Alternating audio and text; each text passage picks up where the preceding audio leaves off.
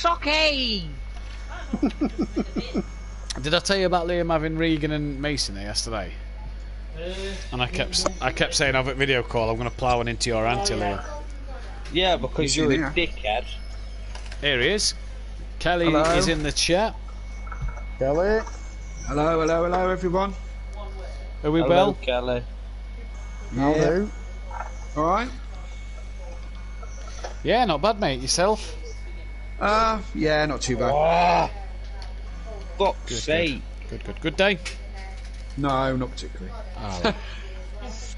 There we go. Bit of a shitty work day, but there you go. Yeah. And related problems, but yeah, all fucking work bullshit. Yeah, well, it's commentary night tonight. Liam's got related problems. Sorry? Liam's got related problems. He's got related problems. I fucking no doubt he's got related problems. Yeah, he's got relation problems. Relation problems. Yeah. Are we talking about his uncle or are we talking about his gay lover? Boom. His uncle. Straight on, nail on the head there, Kelly. What's he done now? Promised Liam to use his wheel last night. Dean offered Liam to go around because his mum won't let Liam here to race because of work tomorrow. Right, yeah. Dean said, "Well, come to mine. You can use my rig because they don't live far apart." And, Right around the corner. Liam's texted Dean today to just double check. Liam said, "No, I'm watching a film now, so you can't do it." What a knob. So my sister-in-law has then offered to pick Liam up and take Liam back, so he's not cycling back on his own at 10:30. Right. So he's here now racing. So I said to Liam, before you leave, just text him saying Matt sorted it. Matt sorted it again. Yeah. I didn't put the again part, but I did put. Oh, you dickhead, Liam! What? If he'd have caused you any shit, I'd have told you to just send him my way. You should have also put at the end, Mazda says he's not teaming up with you because you're a dick. You need to learn by that, Liam. Yeah. Liam, you need to learn. Yeah. Right. Do not be a dick. Got ya. To Matt. Yeah. Well, no, just fucking. Do you know what I mean? Don't accept his help at any other time. Do you know what I mean? When he expects you to do something, I'm busy. Yeah, tell him go fuck Yeah, off. well, he's always expecting me to do something. Apparently, other day my mum called Dean up. Actually, do you know how I didn't tell you. He wanted me to look after his dog when he went to Skeggy, right?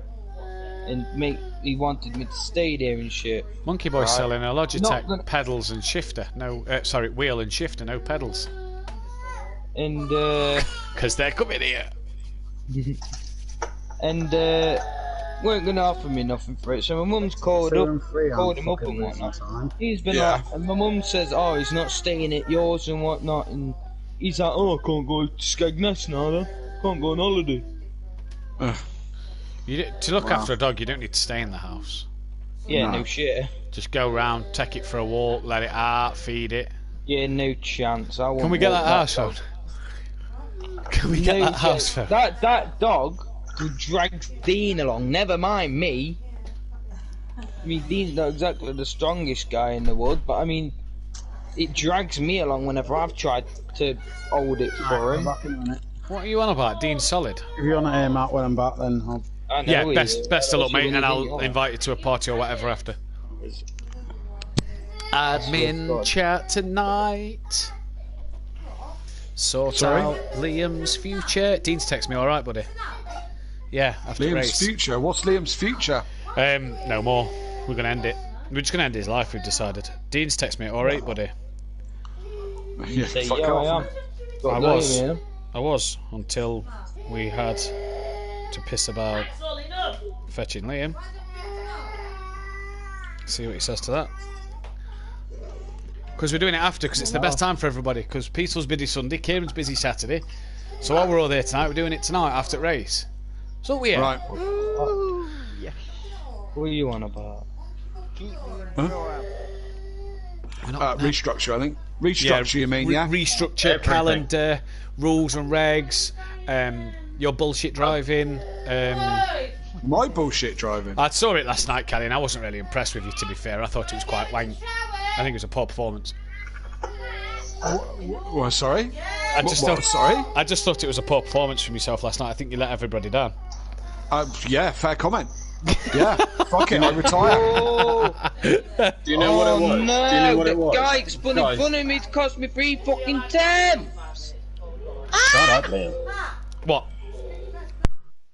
Do you know Poor what it is? performance. Do you know what it was? It's because you told Liam that you're good in the wet, and then you just gone and shot yourself in the foot. Yeah. Well, exactly. Sorry, buddy, about to that. be It's me fair, and I did Rachel drag are it full back of from cold. fucking. I did drag it back from last up to fucking 5th. You know, so. No, that is a fair comment. That is a fair comment. Liam's just texted me. Dee's just texted me, Liam. Sorry, buddy, about that. As me and Rachel are full of cold, didn't want to give it Liam, so I offer it. Bullshit. That's just why I've said so. Whoa! So I offer it to him. Excuse me. Why not just say that then? Yeah, because it's bullshit. That's why, Liam. I know it's bullshit. Because I mean, I saw Rachel yesterday. She looked fine, right? Plus, that's not what you told him. Bullshit. Yeah, he told you that him and her was watching a film. Dean just bullshitted to me. Liam couldn't go down a race because they're both full of cold. He didn't want Liam to have it. Oh, Yeah, he's told fucking hell, Liam they're Matt. What watching do a you film expect? tonight. What do you expect? It's Dean. He's a moron. That's what he just told me. Well, To be Dean's fair, a it cunt. was a disappointing drive. Dean's a cunt. No, I was only joking. I was only joking, No, it Kelly. was. You don't disappoint in all me seriousness, it was a disappointing drive. Fucking couldn't keep car in straight line. I honestly spun more times last night. ever than you did all season. I think I was fucking dizzy from it. I spun so many times. I think I've done all next season spinning already as well. Dizzy from it. Yeah, so it was disappointing, but all I had to do was score a point, didn't I? Yeah, that's it, mate. You've got it right. Yeah. Join lobby. Now I'm F1 going to be in the stream. 49. Right, that is going. My You're qualifying gonna win it is tonight. 4 tonight. Win it tonight, Liam. Then you've got no chance. I'm going. My money's on you. Slow. I'm slow as shit. I'm on. I've been to Pro-am Ladbrokes. I put money on you. I mean, you better. What odds did you get? 6 billion to 1. I hope I'm having at least $1 billion or half a billion. 500 Yeah. million. Can I have some? Since I mean, it's me who would have won. Yeah. Oh, thank Yeah. you. Yeah, of course you can. If I win £6 billion out of Ladbrokes, then yeah, you can all have some. I swear to God, you can all have a bit. You have not let me Yes. finish. I was getting to that in a minute, buddy. Fuck off, dude. You're full of shit. Twice as ugly. So Andy is in. Right, I'm gonna. Oh shit! I better join, didn't I? Yeah. So I'm gonna join this other party. I'm gonna start a party with Jamie. So I'll do you up. Best In of a luck, bit. Come on, Bozzy. Liam. Best of luck, Fucking mate. last race of the season. Put it on the fucking podium at least. I'd love to, but we'll find out. Right. Yeah, see we'll ya. crack on. See you later. Yep. Best of luck, Bye. mate.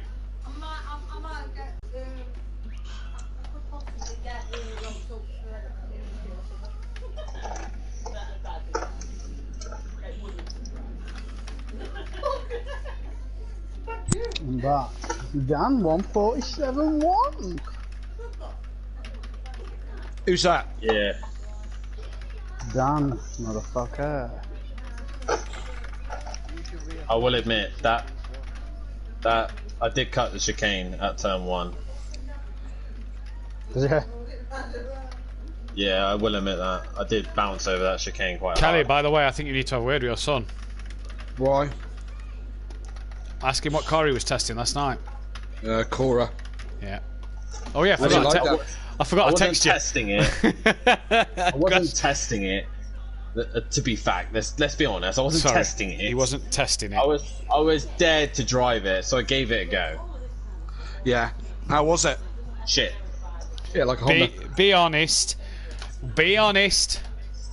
Be honest? That is not what you said last night. Okay, what I said last night was it's a little bit better than the BMW Than a Z4. Fiesta. It And the handles BMW Z4. beautiful in the corners. You can't lose the rear end. There's so much grip. Okay. I didn't cut the chicane. I've just gone quicker. I've done a 146.9. Is that quick?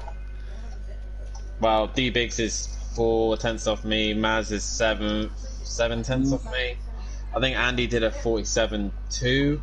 So Guaranteed Jamie's got something under his fucking belt. He always does. I've not seen Jamie do much around here, to be fair. I think he's been ninja testing. I reckon he has as well. Jamie's the interesting one. I'm going to see who his teammate is for next year. Because I think Jamie. Because I think Andy's going to go with Disco because Emo Guy's not there. Liam's already said I'm racing Mercedes next season, and Jamie's like, well, I don't like Mercedes, so I'm not racing Mercedes. So that relationship is over. Right. So who do you think Jamie's going to go with?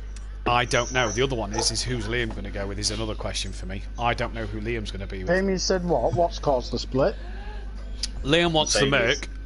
Jamie will not touch Mercedes. Right. Jamie will not touch Mercedes as a brand in general, so not just project cars on anything. Right. He does not like Mercedes. I don't blame him. So yeah. What's up, Buzz? I need that thing to put under the wheel. Where's that? Who's cancel tax Ask folder? him. Ask him now. Who's your teammate for next year? Cancel I'll tell him mine. Because something that will go under it, don't matter what. See. Scari's gonna fuck me tonight. Just feel it. Why? Huh? What's the matter with the Scary? Porsche's just very twitchy through a Scary. Very, very. Try it in the fucking wet. It's actually alright in the wet. It's not. It's terrible. I didn't mind the Scary in the wet, to be fair. I was going through it last night about 15 mile an hour. Which is 5 mile an hour slower than I normally go through it. Right, well, I don't have to stress too much. I just got to go out and have fun. No, you don't. Just have to go enjoy it. It's a victory lap. Well, I do have a job to do, so. Which is what? Protect Biggs a second, yeah, pretty much. Right. Play rear gunner then. Yeah, pretty much. Can I have the switch? You two had that conversation. Can I have the switch, please, babe? We haven't had it, no, but I just know that that's what I need to do. Yeah. Who's he got to beat? Jamie. I'll tell you now. Jamie and Gary. And Gary. How close is it? Jamie, Gary. There's like 4 points separating the top three. The second, third and fourth. So it's Gary second, Biggs 2 points behind Gary, and Jamie 2 points behind Biggs. So he could do with being in front of them both races then, couldn't he? I can't jump anyone after tonight. No, but you can lose out to Monkey Boy. Yeah. You're in teammate. Holy shit. SimPlay Racing, Master and fucking Disco can jump Welshie and Joe in the constructors with a decent result tonight. Motorsport is going all out fucking war tonight then, by the sound of it. Right, so we got a big night of racing. So we got Gary, Jamie, D-Biggs for the final podium positions. Yeah. Then you got GQ Racing who are fighting it out for just pride. Inter-team battle. Inter-team pride, yeah. And then you got Mazda, Disco, and Welshie and Rabbit Joe team battle for the constructors. Yeah. You've also got Liam, Joe, and Sooty all fighting for that last top 10 spot in the championship. So for 10th place. You've got. Well, there's no Sooty, is there? He's not racing. No, true. So he's out. So it's just a Liam Joe battle for the top 10 spot. We love a Liam Joe rivalry, but depending on Andy and Disco's performance, Liam could get ahead of them, as could Joe. Welshie could finish ahead of Phil for pretty much bottom of the table because there's only Mazda and Keegs below them two. So I mean, a lot of stuff can happen tonight. But yes, Mazda could finish with Disco. Not bottom of the constructors by the end of the season. It's bad when you finish below someone though who's missed half the fucking races. It is, isn't it? We've got to beat Rabbit Joe and Welshie and Rabbit Joe. Rabbit Joe. Wow, well that's difficult for him. Right, boys, I'm going to go join the party with Biggs. Rabbit Joe looks like he's got a bit of pace here tonight.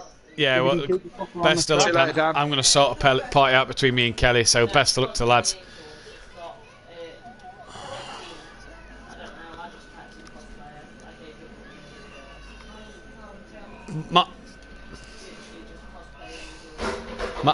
Master could either be on his own or in a party with Jamie and Liam.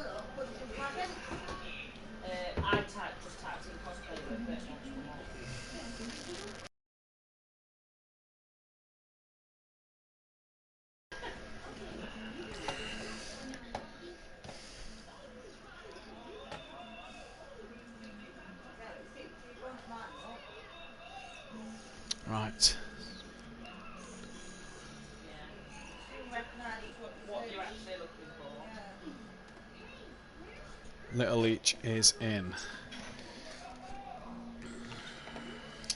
Kelly.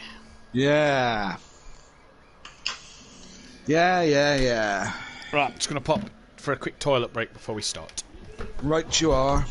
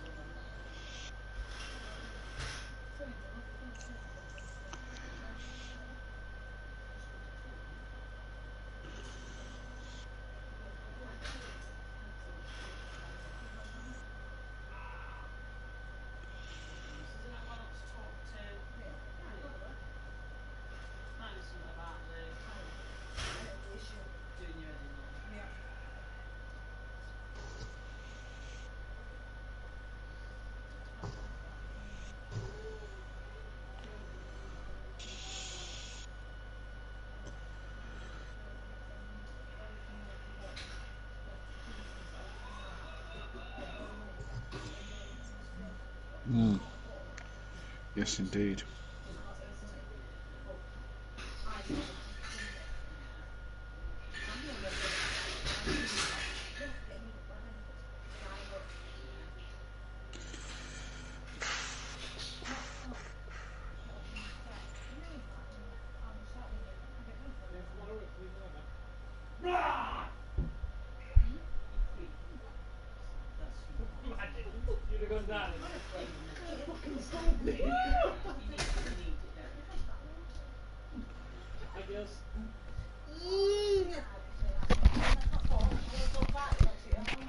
Jamie Brady. Yeah, very much so. Oh, many plans for the weekend, Kelly? DJing on Saturday night. Nice. Doing what the fuck are we doing? 50th birthday. Yeah, cool. 50th birthday Saturday night. Hopefully chilling for the rest of the weekend. Yeah. Because I'm away next weekend to the New Forest. All right, yeah. And then the week after, we've got a big 80s versus 90s event outside, which is the one that's part of today's stress. Right. Because our partners in this hadn't ordered toilets for the event. Brilliant. And you can't hire any in Cornwall for that weekend. You can't hire any till like fucking November. There doesn't seem to be any Portaloos available anywhere. Lovely. Yeah, although we have worked out a contingency plan which will work. Right. But yeah, that was part of the stress today. Yeah, I'm with you. So yeah, got that coming up. This weekend, not too much. As I say, working Saturday night, but I like stuff like 50th birthdays. Yeah. I saw your venue last week looked lovely. Yeah, Gwellamore. Yeah, it's quite nice. That is. It's the first time we've been there, which is strange because it's very local to us.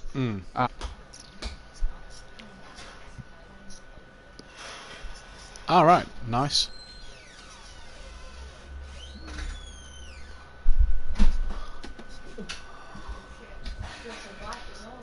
What?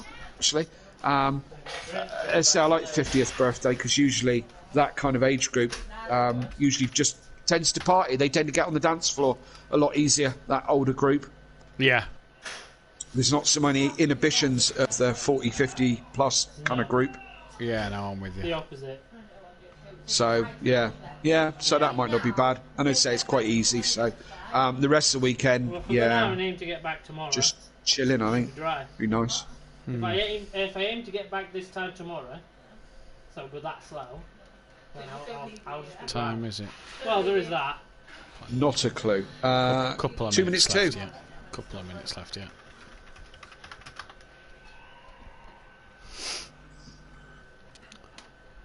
Couple of minutes left, yeah. We're waiting on Phil, Gary, Monkey Boy.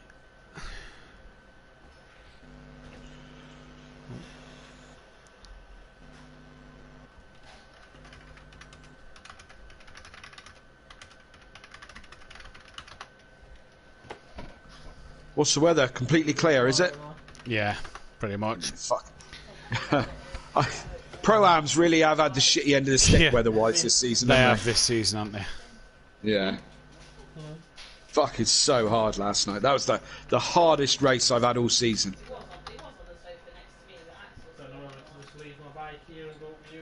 Just absolutely no warning when it was snap. No. I think that was the thing, wasn't it? Was you hit a puddle. Yeah. Unlike Zoo High, where you kind of knew where it was going to snap. Well, you had a chance with Zoo High. With Monza, I say you didn't seem to have a chance. The spins that I had were just, no chance to catch them. Yeah. Like someone had took your back wheels off. Yeah, I'm with you. Crazy.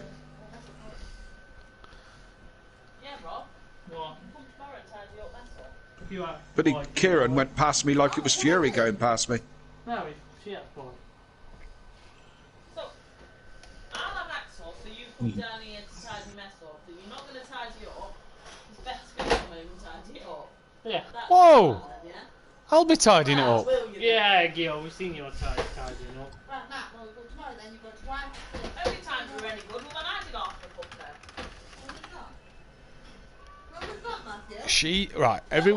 Everywhere was done. The day we went to play tennis, everywhere was done. You said that you did everything. Bomb mop. She mopped. She did more than mop. So what did you do, Emily? The kitchen. Mopped the kitchen, the dining room, and in here. I swept everywhere beforehand. I mopped and I took rubbish out. So what did you do? Just sweep? Pots, swept up, everything else. He was doing it. He sorted all the mop bucket and everything out. And to make it faster. I was still doing it, but I had to go and fetch Floyd. Because I asked him to fetch him if they was coming down, and he said no. So, get your facts fucking right. Right, we're going to go live, because it's 8 o'clock. Oh yeah, but would you clean toilets? If I asked you to go through the house? Did you say you're having the admin chat tonight? Yeah, after race, yeah. Straight after this, like? Yeah, pretty much. If I say, I miss you all next day, you need to get cleaned up. I won't go in that Just, I'll mute my mic and just leave me in the party. I'd just like be a fly on the wall with that one. Okay. You doing it on Zoom or you doing it on here? No, just on here, I think. Yeah. Either on here or a video call. We had about 6 bags of those, which we put away yesterday together.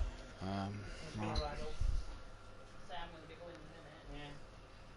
Let's say if you're coming down here tomorrow. Well, I don't know if I am. Should really see me. You should be used to it by now.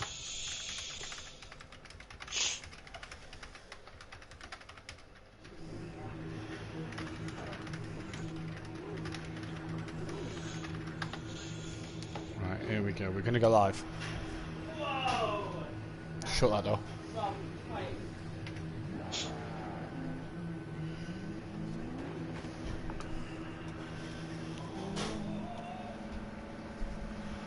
Good evening, ladies and gentlemen, and welcome to SimPlay Motorsport, here live for the final rounds of the season 23 and 24 here at the Autodrome. I can't remember the fully name of it from last night. I'm going to have to Google it again now. But we're here at Monza, nonetheless. The city, half an hour outside of Milan, and we're here in Italy for a fantastic race. The Autodromo Nazionale di Monza circuit is where we're at, half an hour outside of Milan. And compared to last night, we have absolutely tipped everything upside down. And it is beautiful, glorious weather. I'm Matthew Duffin, joined in your box, sweet and sticky in your box once again for the final time this season. Kelly, how are you?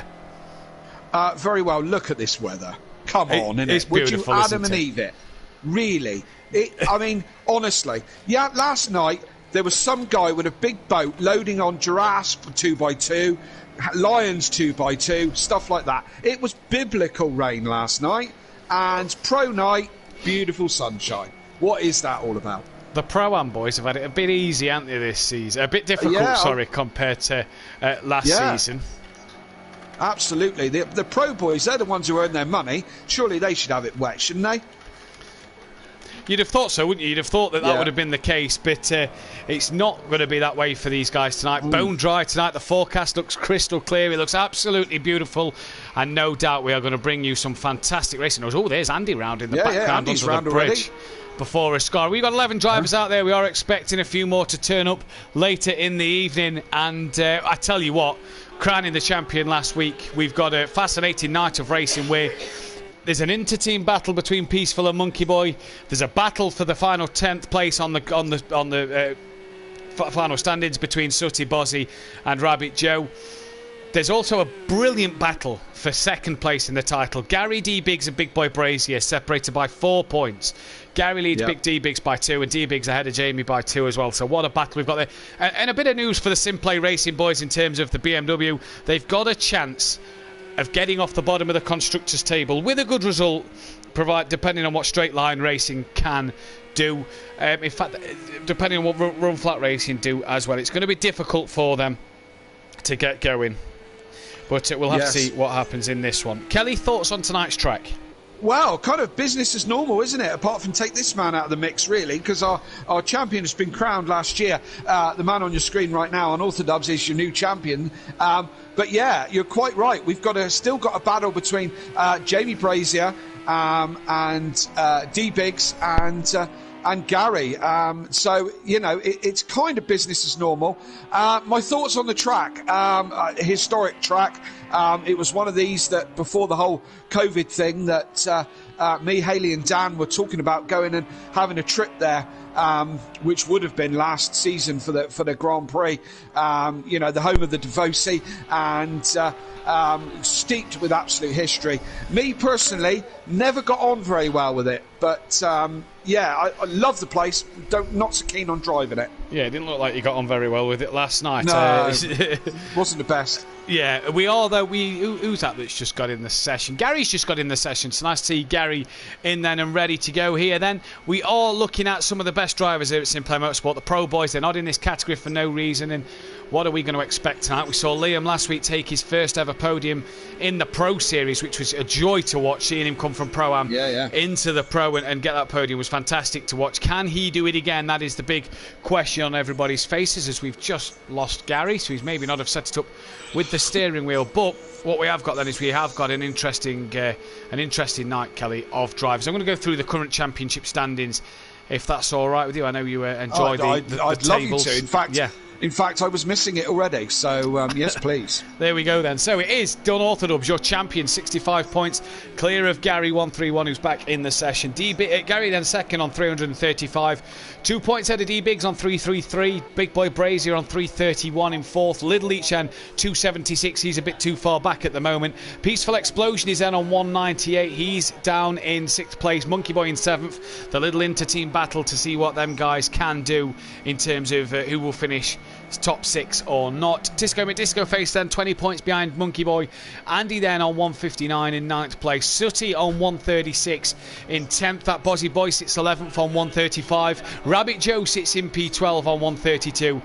P13 is Emo Guy on 119. P14 is Phil on 113. Welsh is P15 and Mazda P16, rounding things off in the Drivers' Championship. Mazda obviously missing though quite a lot of this season. Shake and Bake won the Constructors as well, so for Dan and D Biggs that's that job done as well. For the Teams Championship, Leachy Legends, well, will they be the Leachy Legends next year? We'll wait and see, but they then are second place. Iron Brew Racing third, and that's them cemented in that one as well, as is GQ Motorsport fourth. Class of 97 stay fifth, with Run Flat Racing in the Acura P6, Straight Line Racing P7 and SimPlay Racing P8, and they could get themselves a cheeky little off the bottom of the table for the final round of the season. Wouldn't that be nice for them?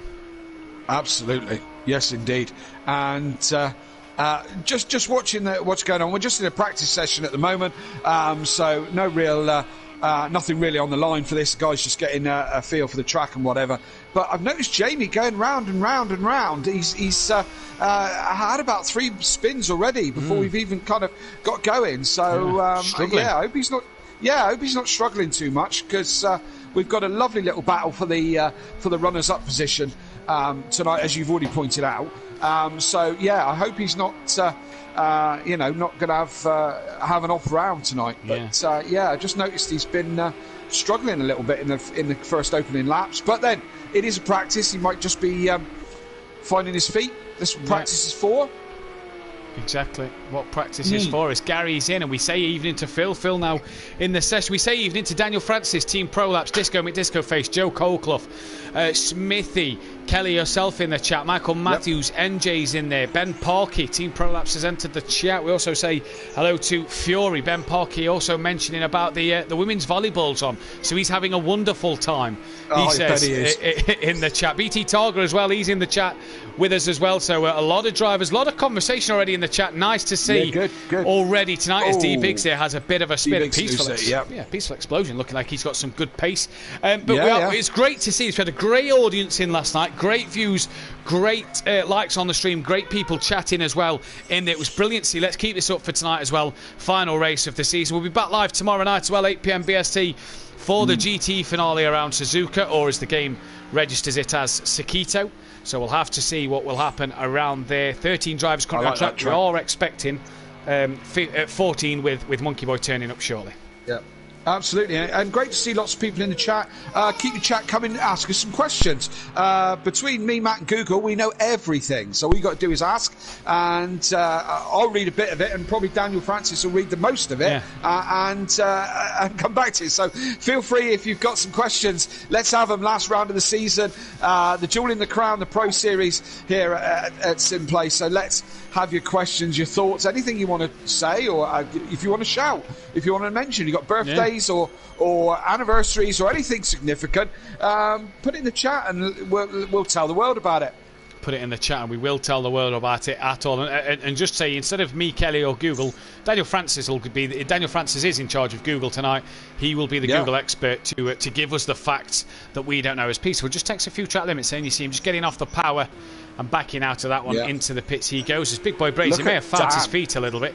Dan flying, but low fuel. 46.9. Low fuel run though, Kelly. Look, 6 litres in the tank. Let's look at what some of the other guys are on fuel wise, because you see Jamie race run. Jamie's fueled for next season, I think. Peaceful 58 litres. So yeah, it seems that Dan may be doing a few early quali runs, as does D Biggs. Looks like he's doing maybe a mid-race run, not a full race run, just maybe a mid-race fuel run there, as they are preparing to take battle. And is the plan for Dan tonight? His title's wrapped up, the constructors wrapped up. Is it a case of let's get D Biggs to second?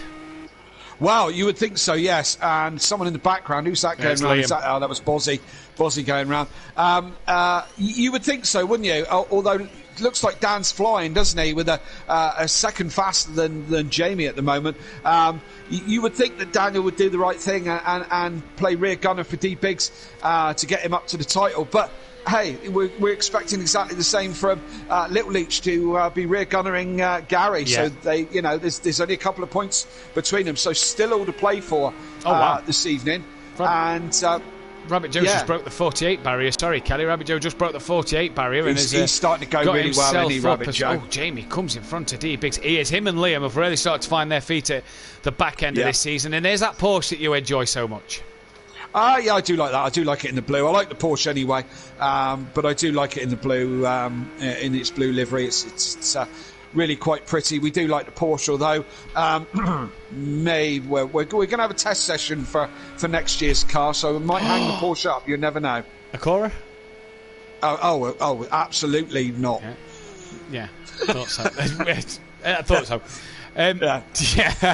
Mazda, Phil, Andy, not yet set a time so far. Phil tonight, well, how bad is Phil going to struggle tonight in that Acura around here? It's safe to say the Acura is not the best on the top speed circuits, and or the low speeds.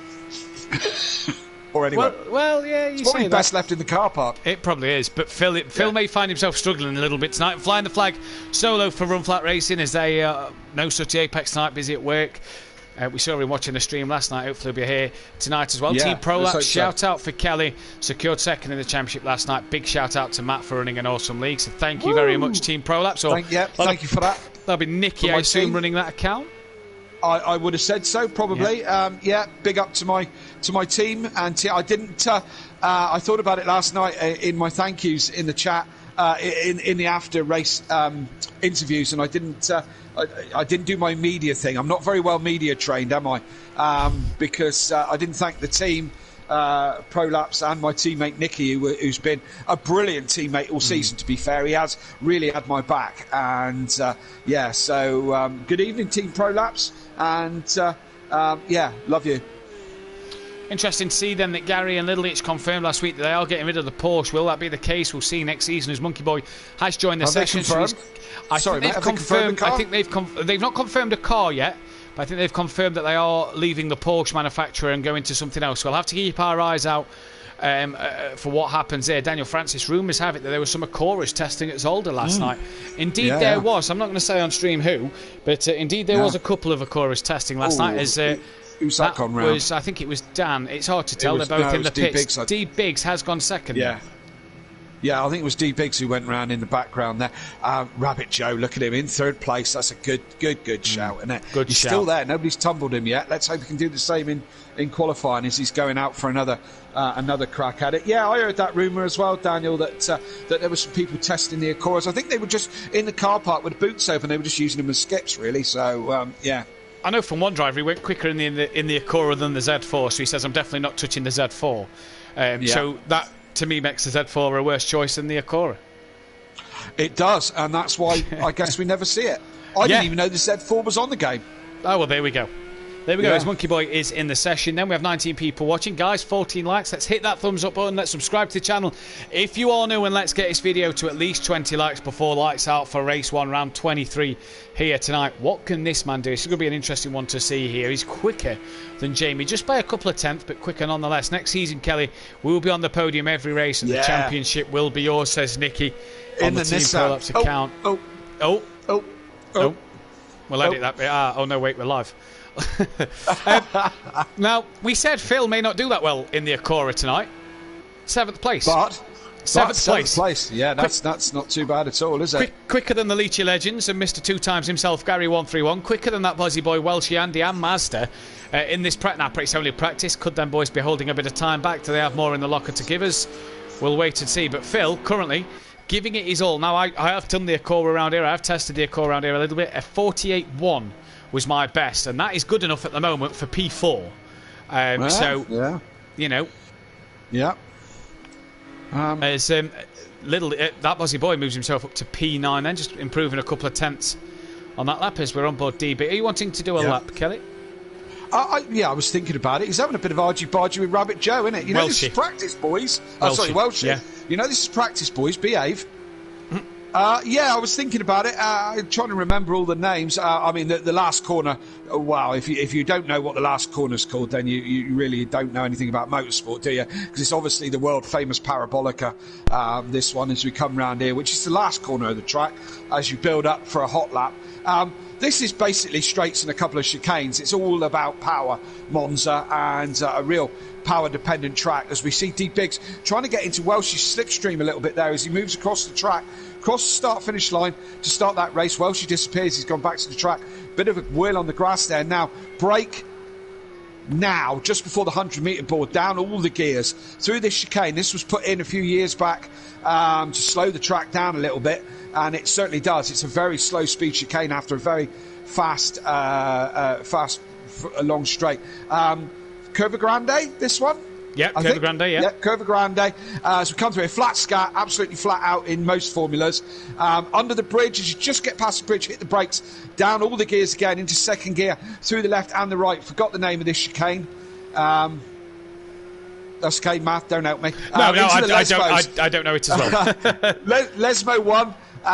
through here, which is tricky on the entry. Don't run wide out onto the grass. Easily done. Lesmo 2. Tuck it right into the apex. Just tuck the apex and let the car just pull itself round that. Can be really rewarding, the second Lesmo. As we come towards Ascari now, again, flat out down this straight, under the bridge, big puddle under there last night. As we come to Ascari, just under the bridge, and then hit the brakes down a couple of gears. You go left, tricky chicane this one, then right, follow the curb right round, pick up the apex on the left hand side, run it out as far as you dare, and that's Ascari. We're on our way back down to Parabolica. It's a long lap, but it doesn't take very long because of its there's a lot of straights and very little else. So into Parabolica, brake at the 75 metre, 50 metre board, tuck it back into the apex, let the car run out. Formula One boys tend to take a lot of track limits on this one. Don't run up on the curb, but you can run all the way out to the white line after that. And if you're quick, you'll be in the 46s. What's D Biggs got on this one? It's a 47.4. It does take him into third place. And if you are quick, you're like Andy, who we've seen it over the course of the season, has got some qualifying and one-lap pace in his Ginetta, and he's doing it again here tonight so far. 46.8, currently back into the pits. Dan then improved on that and did a 46.5. That's put Joe down to fourth at the moment, and it's sadly knocked Phil down into 8th place. But, I mean, hey-ho, Phil still plodding on. This boy's not doing a lot tonight. Very quiet from Jamie. Yeah. I mean, he's in 5th. Again, it's only practice, so... Yeah, I mean, I had probably some of my best laps in practice last night. I think I peaked on the first lap in the 55s in the absolutely sodden wet that it was last night. But yeah, the practice was probably my best part of the whole race, as we see a bit of that Jamie lag that we tend to see quite a lot, and I can't watch that. Sorry, Jamie. No, Gary's gone back. Gary's gone back into the pits. 25 people watching the stream. Guys, let's hit that thumbs up button. Yeah. Let's get this video to 25 likes before the qualifying starts, as we've got 2 minutes left of this practice session. Monkey Boy not yet satisfied, but here's Mazda back in last week and this week, and nice to see him back, hopefully going for a full-time seat again next season. Hopefully he can make the full season as well. But nice to have another competitor that is a race winner out there on the grid. Yes, absolutely. And hoping to see him, as said, all season next year, because he's definitely a competitor, and he's a contender is what I meant to say. So would be nice to see him. We've had a cracking good season this year. We've had some real cracking good races, but I'm really excited for next season already. Yeah, it's sort of, you get through that good part of the season, and I suppose with tonight, same as last night, it's everything's decided in terms of the championships. There's nothing really. All right, there's a few places to play for elsewhere for other drivers, and great that we're going to see these battles, especially between Gary, D Biggs and Jamie especially. But the main prize is gone. Do you know what I mean? So these boys are kind of fighting for second fiddle, and all right, for them they want to fight for it, but next season cannot come quick enough. Calendar will be announced this weekend, but as the admins will get their heads together tonight. And there's a few changes coming to SimPlay Motorsport as well. Obviously, for the drivers that are watching the streams will know that I tend to look at footage with two stewards. It will no longer be my decision. The stewards will be taking full control of it. Two stewards to look at the Pro, two stewards to look at the Pro-Am, and then if there is any appeals come in, I will be making the decisions on the appeals as league owner, and obviously I don't race myself, so I'll be making the decision on the appeals to sort of make a stewarding process that's a bit better. Two stewards will decide the action there, and a few rule changes coming for next season as well, a few bits to discuss, and season 4 cannot come quick enough. As I said, I mean, I'm really looking forward to it. For some of the restructure, and that SimPlay's becoming more and more popular, which is great. And tell your friends, we want as many people involved as possible. And you're kind of forced into making some changes and whatever. And but just the driver lineup for next year, Unorthodox will be fighting his championship. Gary will be coming back. Little Leach, D Biggs, Jamie, and the ones coming up, Exmar and BT Targa, and Fury and Mazda putting a full season in. The competition. I'm really excited about it, Matt. It's going to be a very fascinating one in the Pro, especially as the Pro's promotion relegation this year changed a little bit more, a restructure for next season in terms of trying to get the leagues at a good balance for Season 3 due to Pro-Am kind of being dominated every season it's been in so far. So we're trying to make it a bit more balanced between the Pro and the Pro-Am, so that should be more interesting to see, and maybe makes it, you know, Kelly will win a few more races, NJ will win a couple, Don might win a fair few. You've got Welsh who's coming down and win a couple. You know, there could be multiple race winners, and maybe that record of Fury's 13 race wins in a season may not be broken. As the session is done, and that's Welsh who's finished his time, improved a little bit, went quicker than Mazda and Monkey Boy. They've not improved on their times. Oh, Buzzy Boy, Big Boy Brazier, and Joe still out there. As Peaceful actually jumped Rabbit Joe's time in the end. So, what can? Sorry, just is that Jamie just come across the line? Yeah. And does he improve? No, he doesn't. No. I think he's saving himself a little bit, to be fair. Just going back to the Pro-Am thing, as there was an announcement made on the Facebook page concerning myself about my future, and you know, being that I finished second in the championship, I feel like what wasn't mentioned on that statement is that that also part of my own decision was that my love for commentating on the Pro the Pro night. So you know, I think that's really important for myself to continue to be a commentator here. So also part of my decision. So they're all starting to come out pretty quickly. It's only a 10-minute session, this qualifying that we're in now, and the guy's going to want to get on with it pretty quickly.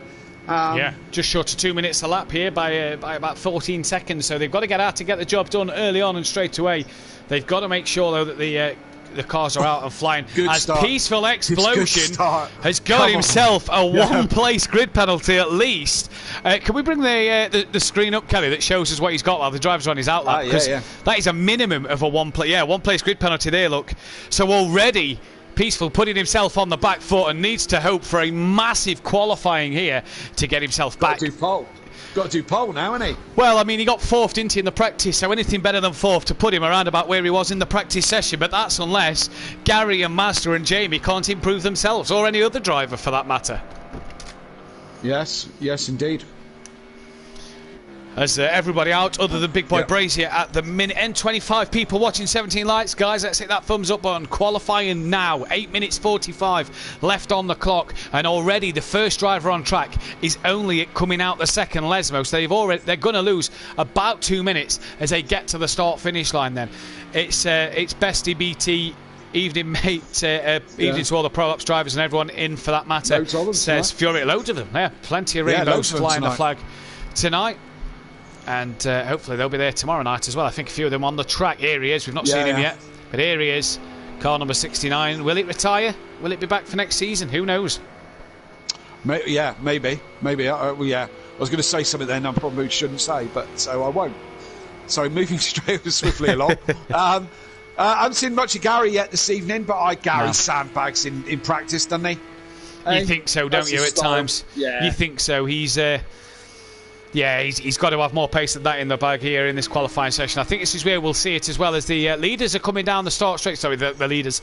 Andy and Peaceful and them guys who came out the pits, first of all, are coming over the line now to start their laps, just as Disco has came out the pit. So Disco, well, what's he going to be doing as I don't know who the car behind him is on a flying lap. We'll see maybe in a minute when the camera changes. I think it might be Andy with the sound of that tumble dryer in the background. In the big fiberglass box. Sorry, the 1970s fiberglass box. Ben Parkey says the track is rubbering in. I won't say what like, but the track is rubbering in, says Ben Parkey. And Ada Bennett, for situations like last night and tonight, where there's no championship/promotion place or demotion place up for grabs, could you do a reverse grid to wrap up the season?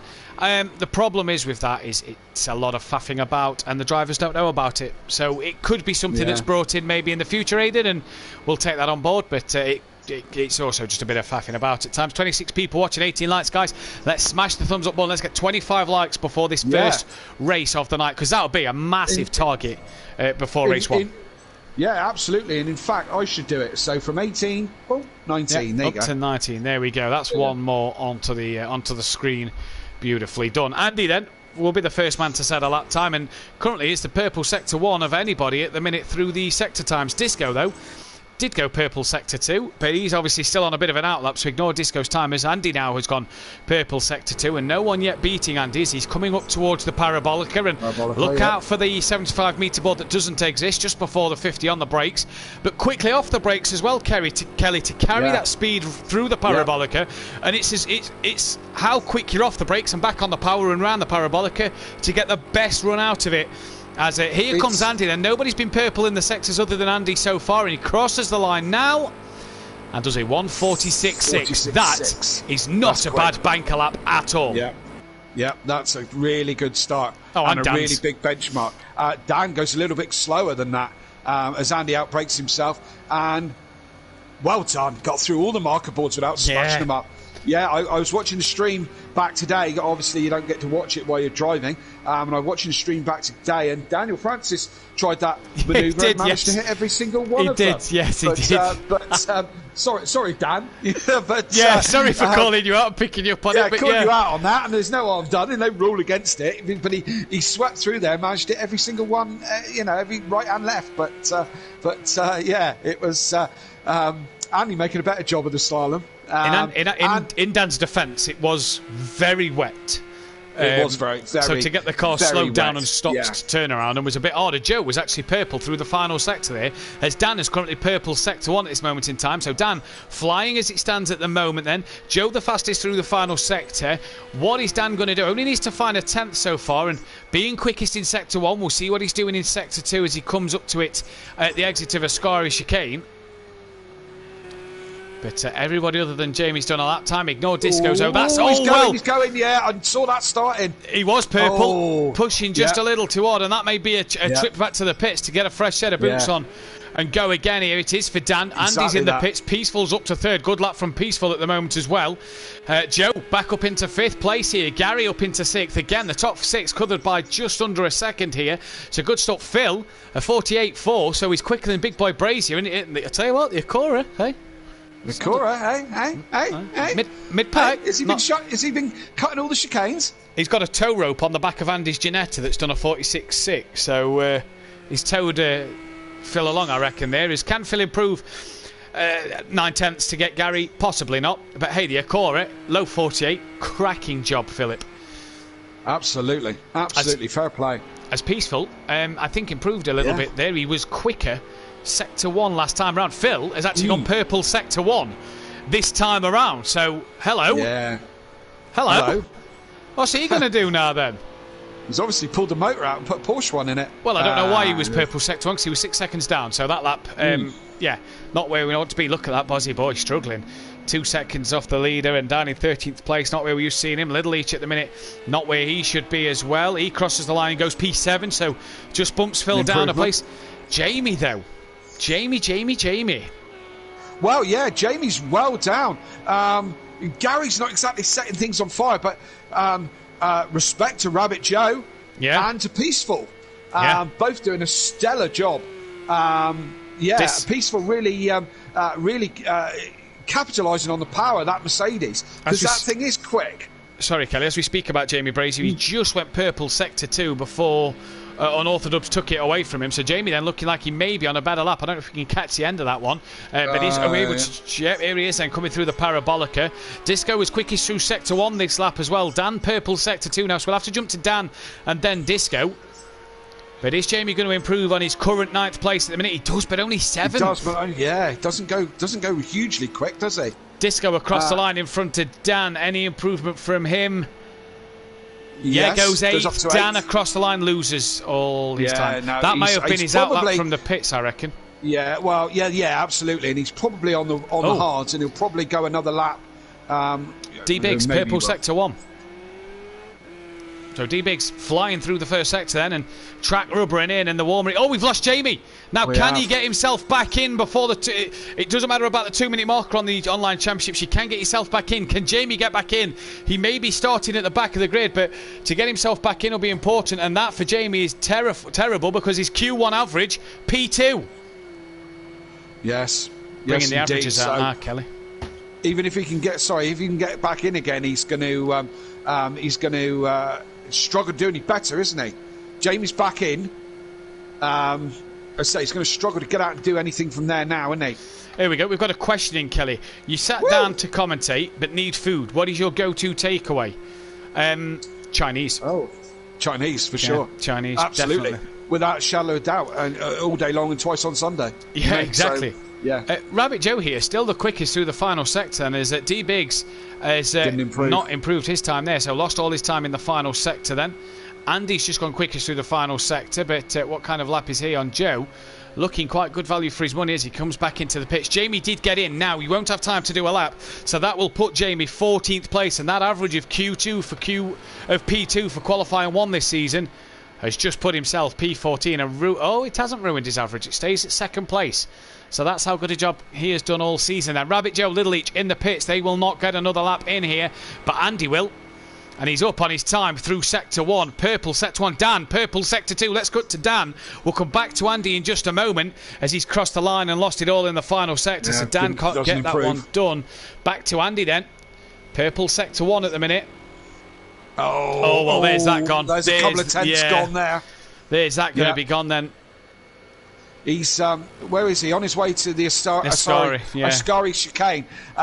This is a tricky. There's a couple of tricky bits on this track. This is one of them. The entry's tricky, the middle's tricky, the exit's probably the best bit, but it is really easy to run it wide in a lot of them. Qualifying session is over, so all those that are on track will get their last go. Has Andy backed off a little bit? I'm not too sure. There is a car in front of Andy that is on his final run, but we won't be able to see who that one is, and we'll just have to keep our eyes on the leaderboard if it is a car that's quicker, as if Jamie disconnected at that time to not get an extra run in. Jamie struggling in the internet, not helping there, and I didn't see any movements on the leaderboard. It was Welshie, so he will then qualify P13. Liam down in 12th, not the qualifying for Liam in this one tonight, as Andy crosses the line and doesn't improve on his provisional pole at the minute. That is D-Biggs just behind. He goes to the pits, doesn't improve on his P4. Peaceful Dan's giving it up. Yeah, Peaceful's at the Lesmos. Couple of corners, couple of cars just in front of Peaceful. Yeah, who's in front of him? Do we know? I think Dan's one. Let's have a look. Yeah, Dan is one. Is Dan on a quicker lap? In the middle. Well, according to my phone, Purple Sector 1 and Green Sector 2. So let's see what he could do. There is a car in front of Dan, and that is Disco or Mazda. Well, they've stayed 7th and 8th, so they've not improved. Can Dan improve then? He does. Yes, he goes pole by 0.2 of a second. Now that's Disco in the background. Can Disco do anything on 8th place at the minute? No. Goes back to the pit, stays 8th. Peaceful Explosion, and the only man on a lap so far. Can he get the job done? He's currently P3. Phil's gone up into 9th at the end of that one, so great job from Phil. Little Each then will qualify P10. Monkey Boy down in P11, not where he'd have wanted to be at all. Disco then will be 8th. Mazda 7th. Can Peaceful do anything about that P3? No, he stays P3 in the end. But Dan gets his 3rd pole position of the season. Biggs will start 3rd, though, because of Peaceful's grid penalty then. So Peaceful will start P4. Not bad for him. Andy, though, will line up 2nd on the grid, and Gary will line up 6th. Rabbit Joe, great P5 for Rabbit Joe. Top stuff from him. He'll be absolutely over the moon with that one. It's then good Gary 6th, Mazda 7th, Disco in 8th, with Phil 9th, Little Each 10th, Monkey Boy struggling in 11th, Liam struggling in 12th, Welshie 13th, and Big Boy Brazy, it says he didn't set a time. He did. And just he was on a really good one. Ended up disconnecting, so it all got wiped out.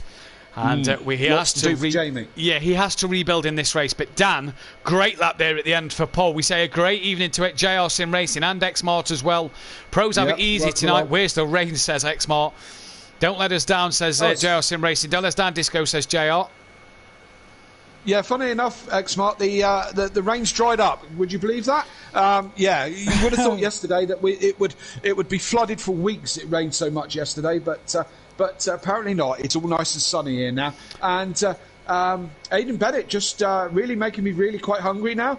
Chicken curry, salt and pepper chips. They're so large, shouldn't they? Salt and pepper chips. Could you stop now, Aidan, please? Because you're really making me quite hungry. And I'm not going to eat anything more this evening. So, I had a nice chicken pasta tonight. Nice. That was quite nice. Yeah, lovely. Very nice indeed. Yeah. Very nice indeed. Did you do that, or did No, Beth did that one. I'm cooking tomorrow night. Yeah, I'm cooking tomorrow night. Say hello to Beth. Where's she in the chat? I don't know. Where is Beth in the chat? Not quite sure. Where is Beth in the chat? So we'll have to wait and see. Yeah. Where is she? Where's the support? Really? Well, she supported you last night. She was there last night. Yeah. Kelly. Oh, yeah. Absolutely. I'm not talking about that. I'm talking about tonight. Doesn't turn up for Gary anymore. She's a KLF 900 fan. Yeah. There you go. Well, it's understandable, isn't it? Well, is it? Yeah. She's always been keen on a bit of a runner-up. So yeah. Yeah. Yeah. No problem.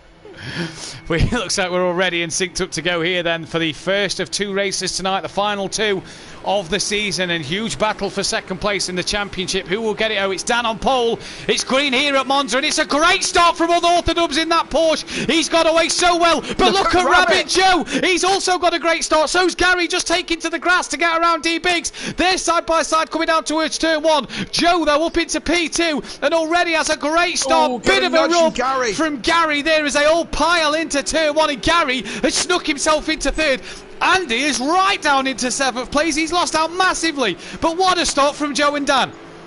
Absolutely good start from Dan, but we expected it. He's a champion, but Rabbit Joe had an epic start, made up 2 places, just adding absolute jump on the rest of them. Let's see if he can hold on to it. He had a bit of a run with Gary. He's had a look at Dan there, and he's gone straight on at the chicane, and he had a huge look at Unorthodox. Braked so much later. How Dan has got away with not being rear-ended there, I don't know, but it's put the champion versus champion battle on the table here, and look at it, 2-time champ versus brand new champ Gary v Dan, but Joe got away with not running into the back of Daniel there.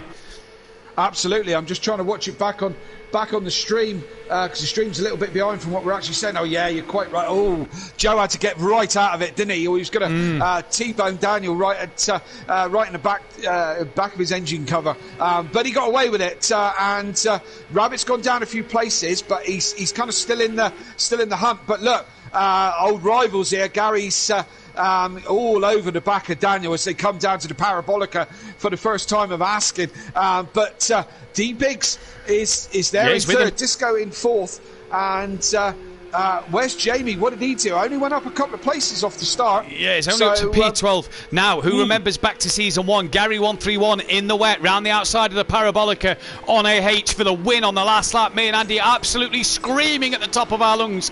Can he do it again tonight? The 2 Iron Brew Racing boys. Final race together, is it? Because Leon wants the Mercedes and Jamie doesn't. So is this their final hurrah in that Audi tonight? They are struggling to get past the Acura in a straight line. They are really struggling to get past Phil. And I think Phil may hang on to that one. No, he doesn't. No, they hang on to that. Well done, Phil, at the end of the day for that one. Joe's now 5th. Andy lost out to Mazda out the Parabolica as he ran wide.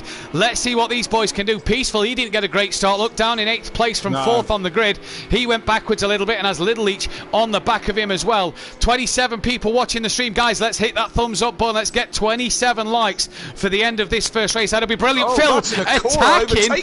It was overtaking something. He had to back out of it though. Peaceful's dropped it on his own. The Iron Brew Racing boys are side by side. Peaceful down to 13th place, lost it on his own, but the Acura looked up the inside of Little Leach's Porsche here, and hello, Phil's feeling racy tonight.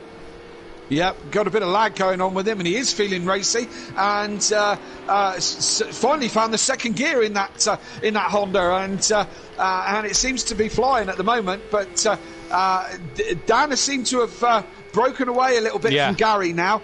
Gary's got D Biggs all over the back of him like a cheap suit, and Disco in close company as well. As these guys fight for the podium positions, D Biggs needs to be in front of Gary. Oh, Phil in the background, he's just had a huge wiggle and squeezes between the 2 Iron Brew Racing Audis and avoids them there as well. She as well manages to avoid Phil. Can he get it turned round before the Mercedes-Benz get there? As Monkey Boy has dropped it out of a Scory as well. Have we got rain? Is it raining? Looks very familiar to last night. What a shame. Very familiar.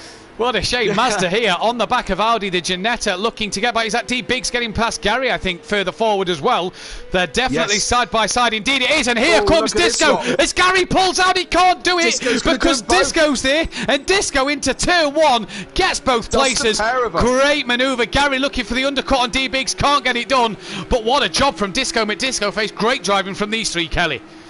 Absolutely, and reminiscent of Fury, what Fury did on me and DJ Phil last night, but he did it in the wet. But great move from Disco. Got the double toe off the pair of those two fighting and managed to capitalise. Great move. But D Biggs has got, he can reach out and touch Disco, and he can reach back and touch Gary at the moment. Loads of battles on track this evening, which is great racing, but don't know which one to look at first, to be fair. Don't know which one to look at. Every battle's up and down the grid. Fury asking what's been my favourite Porter Pro this season. I'll have to get back to you when there's a bit of time to talk. D-Biggs, I think, was losing. I think he dropped it and Gary finished the job off, if you ask me. He looked like he got over the curb on the exit of the second Lesmo. Evening to Tony, Fury's granddad, in the chat. But D-Biggs definitely lost the rear of that car on his own there. I'm just watching back to see.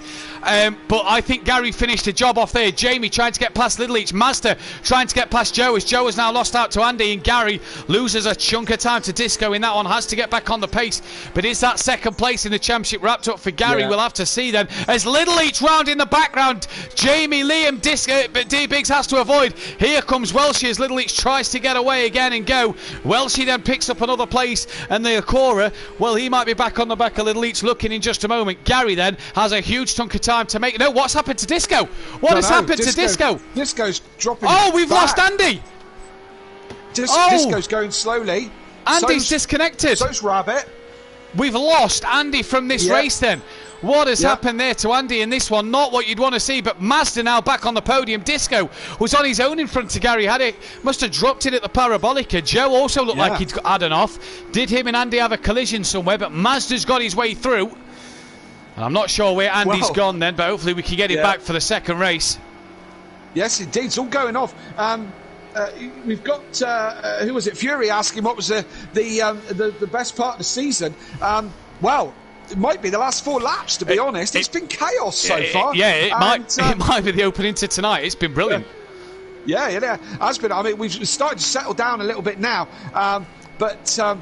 Disco and Rabbit were really slow. What happened to them? Andy's PS4's just turned off. Oh, no, that'll do it. Oh, Joe, onto the grass out the exit to the second chicane, all over the gravel then. Hopefully Andy then can get back for race 2 and he can get some good points. 29 people watching, 23 likes. Guys, let's smash the thumbs up on. Brilliant viewership tonight. Brilliant likes as well on the stream. Great chat in the comments as well, as Little Each out wide as well. She defending very hard there. Peaceful's got himself past that Bozzy boy. Phil's now down to 12th and Little Each gets to run out the second Lesmo, but does he? Because he's on the grass and has to get back out of it to get on. Evening, Matt and Kelly. Evening, everybody. Says the wall. Evening to the wall. Hello, the wall. Welcome Team here. That's unlucky, says Team Prolapse in relation to Andy, I imagine. More drama than the Hungarian Grand Prix, says Ben Parkey. Little Each under braking. Really all over the place. Welshie all over the Ascari chicane, and how is he not at the back of Little Each here? He's got away with one as Craig. Wow. Ascari chicane, wet or dry, seems to be the trickiest part of this calendar we've had this season.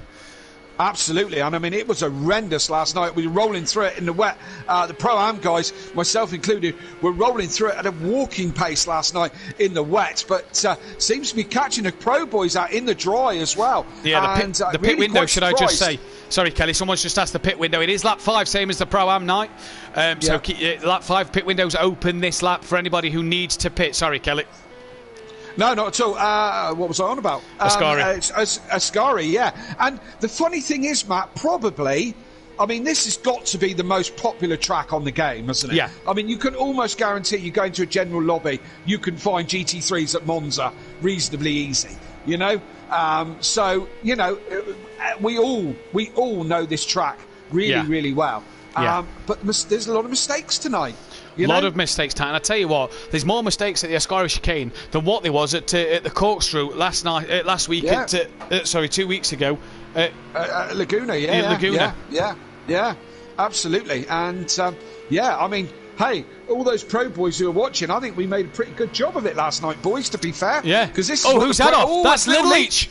Little Each is off. Liam, the first man into the pits, he comes in straight away. Then, so Liam, the first man in at the end of lap 5. Oh. That might be why. Damage. Yeah, damage. on lap, just the start of lap 5 for Dan. It's registering on. Oh, Liam's no, it's Liam's lap 4, so Liam's going to have to pit again. Yeah, so, but he had significant damage. Does that doesn't work in pro, does it? No, pro. That's a pro-am rule. Yeah, that's a pro-am rule. We changed it to try it in the pro-am. Liam has got to pit twice, otherwise he'll face a 30-second penalty at the end of this race. And he's now a lap down to Dan. It's Dan from Gary from Mazda. Mazda gaining on the back of Gary. You see in the background there, Mazda trying to keep up with Gary. And it'd be great to see Mazda back on the podium as Liam in for a long stop and has got to stop again later on. D Biggs is now the first driver in for his pit stop. D Biggs. He needs that pit stop. He's got a lot of recovery to do now. As we see, Mazda is gaining on Gary. You'll always see him come closer in the low-speed corners, in the chicanes. You get that yo-yo effect where the car gets closer and then further away because of the brake and the acceleration, of course. It's all just physics, really. But you can see Mazda is catching him, you know. He is catching him. Couple of tenths quick last lap. Monkey Boy as well is in the pits. And Gary, what happened there? Just right out. Just jotted in the notepad for Monkey Boy pitting and missed that one. Yeah, he just hung the back end out, held on to it, but lost himself a couple of tenths to Mazda as he's rolled up on the curb. Really tricky through that chicane. Do we remember what the name of that one was? We can't. I don't know what the second one is. No, I did try and pronounce it last night, but I thought somebody help us out on this one. Better not to butcher the pronunciation than anything else. Right, okay. It's a pronunciation I reckon problem, so. I think so. Right, Mazda then getting right up to the back of Gary towards the Ascari chicane. Can he get that slipstream down towards the Parabolica? Liam. Mazda, huge wiggle. Through Ascari. Has to get on the brakes. Exit. Well, that's ruined his chance of getting in the slipstream and getting on the back of Gary. Liam has only just came out the pit lane and has lost a lap to everybody pretty much. That may be his race done, and he's still got to pit again, so he may have to look at race 2. Yes, so that's his race pretty much ruined. One bloke we need to speak about, though, is Jamie's up to 4th from the back of the grid as Gary has decided to bring it into the pitch. Jamie, though, up to 4th place from the back of the grid. Clearly, on a bit of form at the minute in this first race. The fire burns bright in Jamie to make sure he can maybe get that second place in the championship. Yeah, reasonable stop. Yeah, good stop. Reasonably good. Yeah, the pit stop glitch was put out for everyone to have a go at now, so everyone can try it. I did a 1.3 second stop last night, which was good. I was happy with that. Look at Nicky in the chat team. Phil and Welshie very side by side as the Acura just overtook a Porsche in a straight line. I don't believe it. Yeah, I cannot bolted on that, Welshie. Fury, do you remember when you said what was my favourite moment? That right there. That was it. That one. The Acura overtaking something. No, Sooty, my favourite moment. Sooty, soft tyres, Sugo in the wet. P2 in nuts. Qualifying. That was probably one. That or Gary and Dan at Silverstone. Gary and Hockenheim, they were good as well, weren't they? Fighting as well. But I think Silverstone was that little bit closer.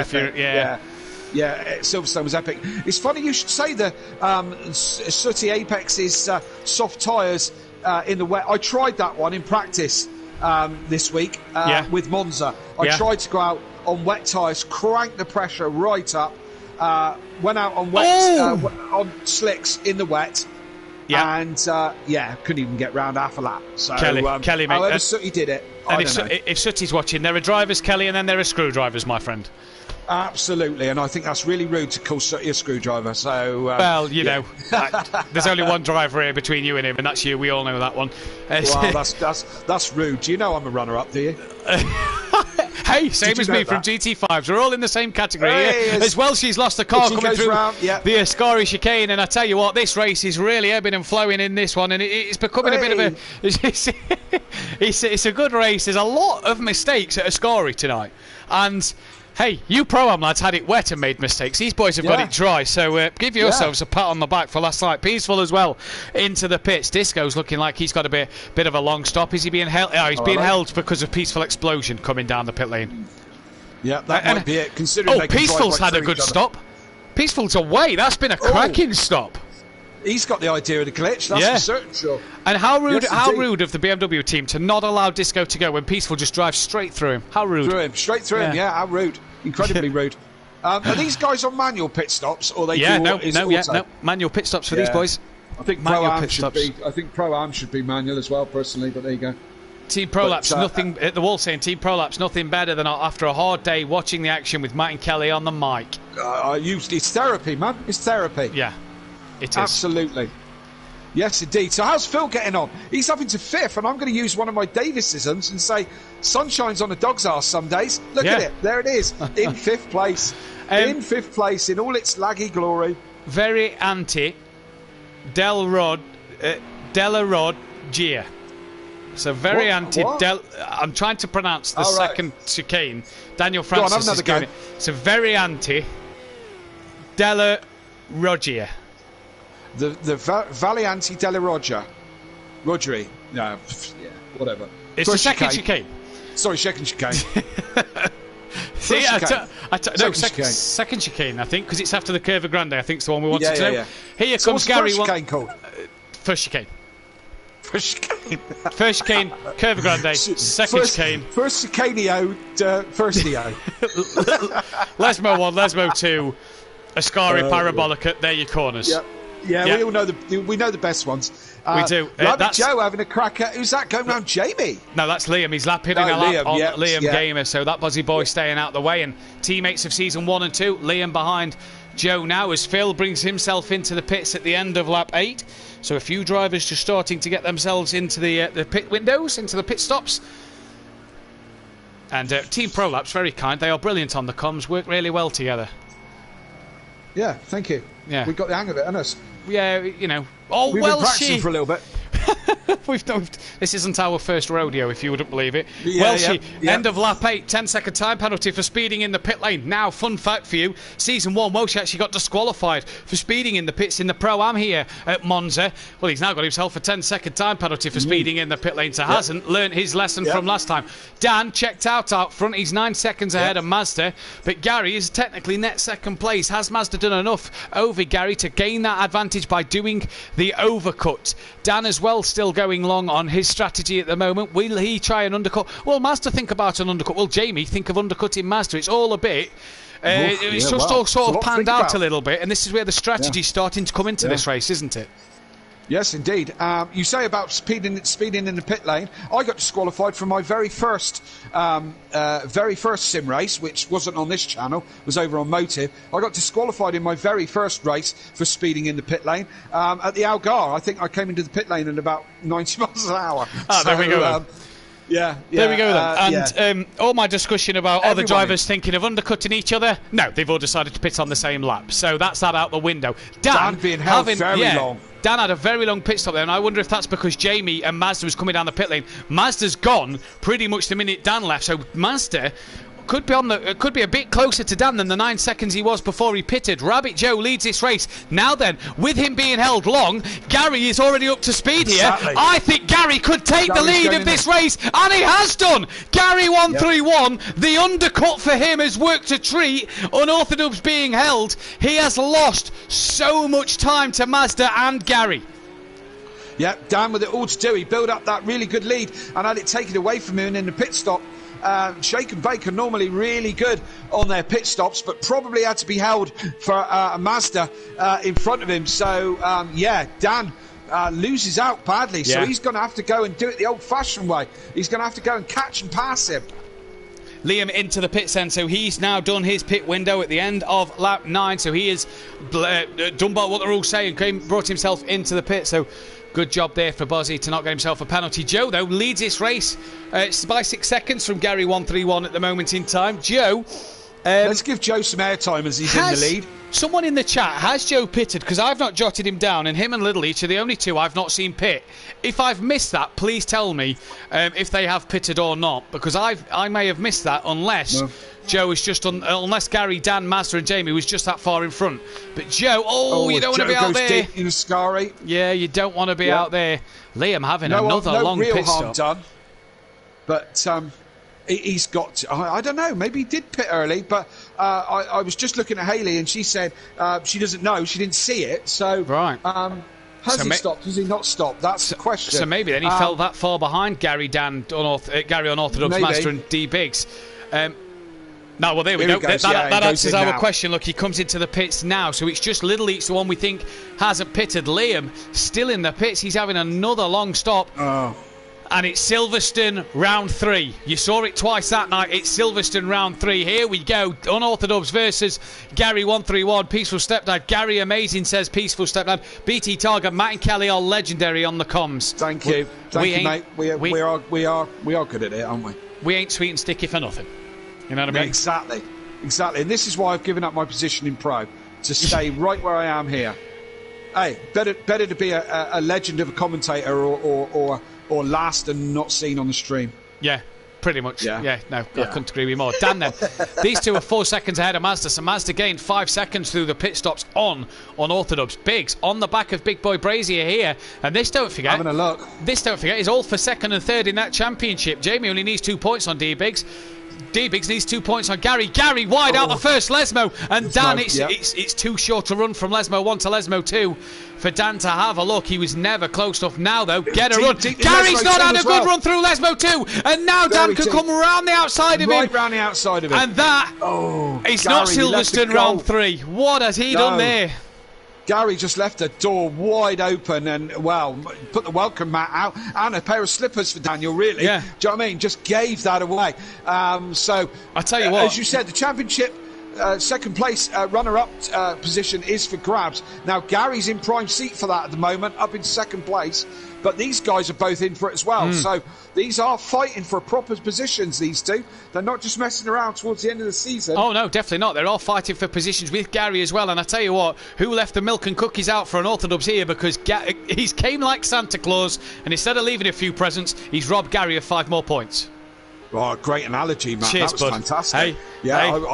I enjoyed mine with the door open and the slippers out and all the rest of it. But yeah, good comeback, man. Cheers, mate. God, we are really quite good at this, aren't we? Tim Legendary. Harvey, if you're watching. Who? Tim Harvey, if you're watching, bud, just recommend us. Yeah, oh yeah, sorry, Tim. Lovely to see you. Yeah. And all that. Yeah. Yeah, look out, we're after your job. We get rid of that Paul O'Neill. He's nerd. You know what I mean? He's nerd. Yeah. Big Boy Brazier. I'll do Steve Ryder's job. I'm quite happy to do that. Do you know what I mean? I'll just front the show. I'm good with that, to be fair. I'll be Louise Goodman then. I can stand in the pit lane and just hold the microphone and interview drivers. Yeah, I could do that as well. Pair of heels. I bet she wears a pair of heels. I'll put a pair of heels on if what the job requirements are. I don't mind. Biggs here though, really having a look on the back of Jamie Bray. I'm going to miss this. A lot of bangles. There's going to be a month of no sweet and stick in your box, bar maybe some fun events that we might be doing together. I am going to miss this one. Oh, Ben Parkey, there's one. Look, Dan the postman. He delivers. Hey. Oh yeah. Who's that in the background? Was that Disco? Disco having a bit of a moment, or was it Mazda? I think it was Disco. I don't know. Mazda's, slow. He's a bit slow, and Jamie and D-Big's looking on the back of Mazda. Big Boy Brazier pulls out now to have a look. Around. He's not going straight for it. This all matters in terms of getting ahead of D-Big's in the championship. Oh, and Mazda with a bit of a wiggle there on the curb as he brakes. Oh, D-Big's! He's lost it! At the beginning of Ascari, he's gone around, and is that second place gone for Biggs? Dan said he was willing to help him off of air, but, well, there's no helping him while he's spinning around. No, that's...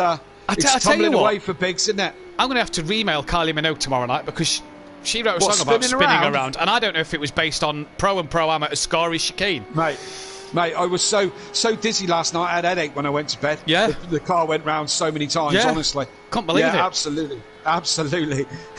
It was like a merry-go-round, it really was. So D Biggs dropping right back. Mazda on the back of Jamie, not letting him go a little bit. It's got some power down that straight in that big old BMW. The battle of the red wing mirrors. Jamie v Mazda.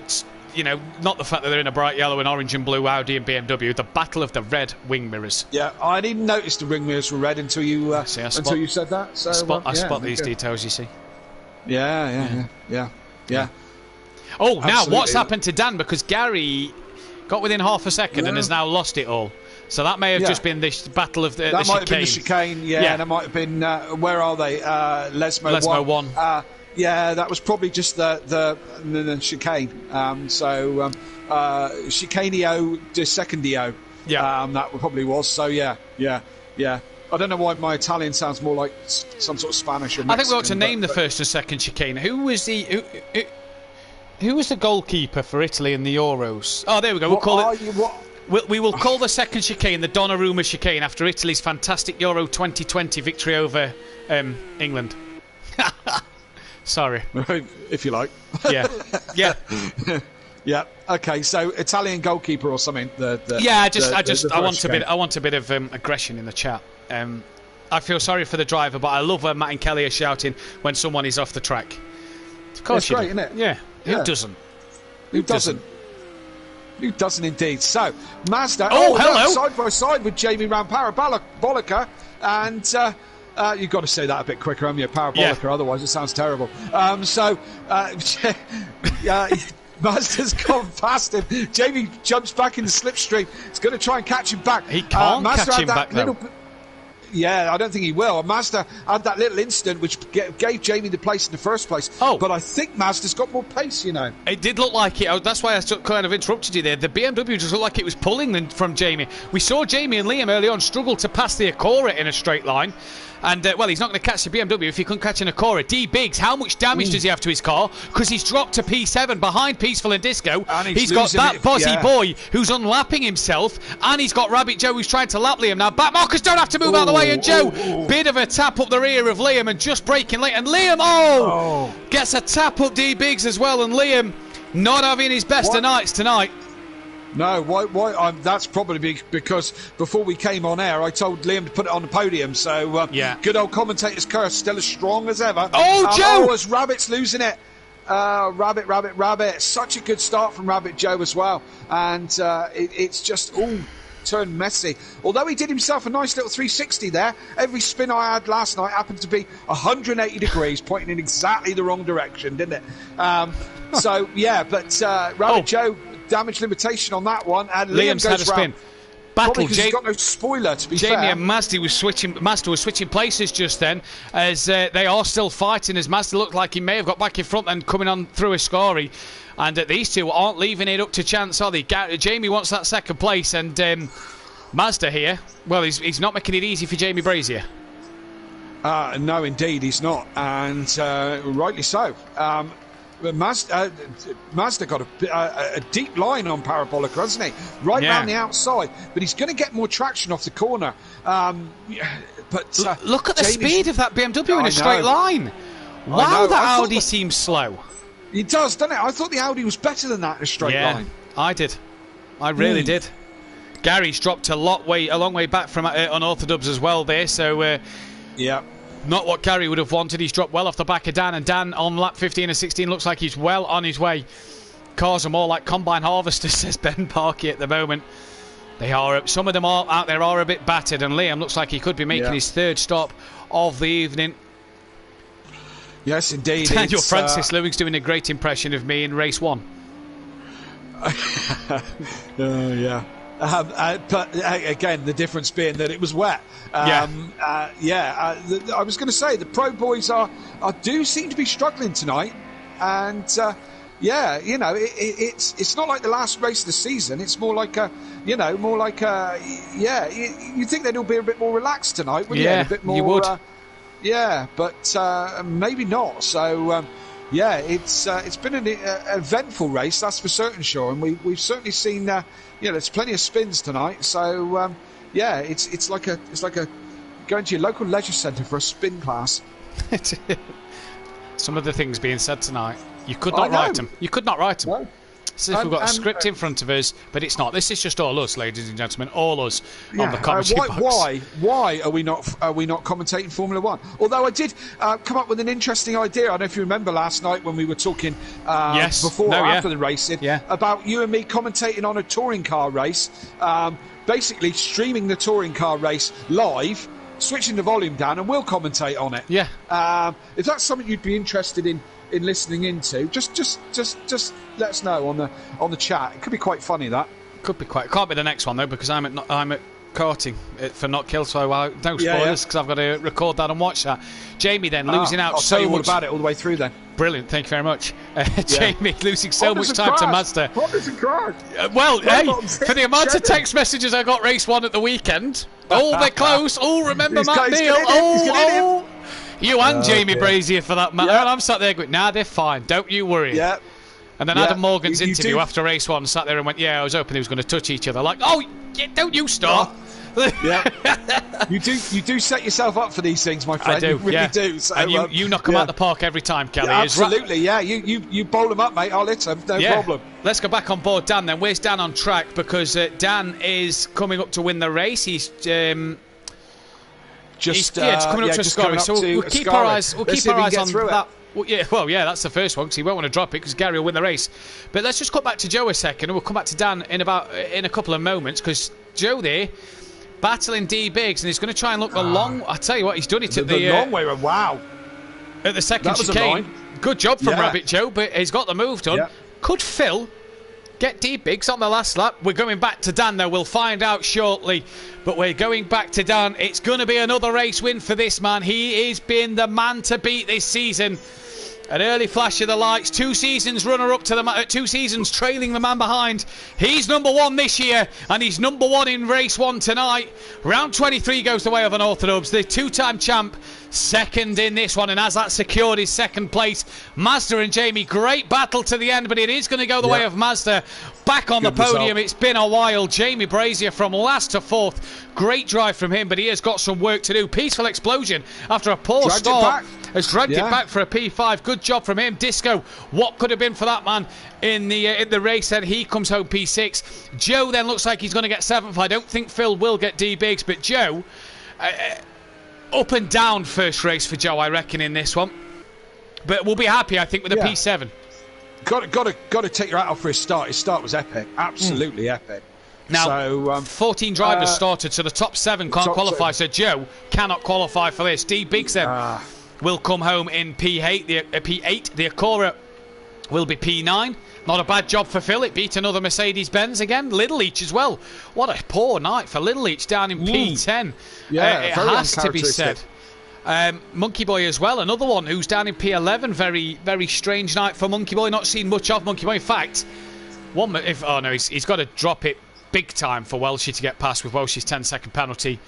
But Little Leach will come home for P10. Monkey Boy then is on his way for P11, and that Buzzy Boy 13th and a couple of laps down, and he's battling in the mid-table battle. That's not gone the way he'd have wanted tonight, but what a first race, Kelly. What a first race. Yeah, all action that was. Absolutely all action. So we've got one to do. Last race of the season. What they're going to be like on that one. Where does that...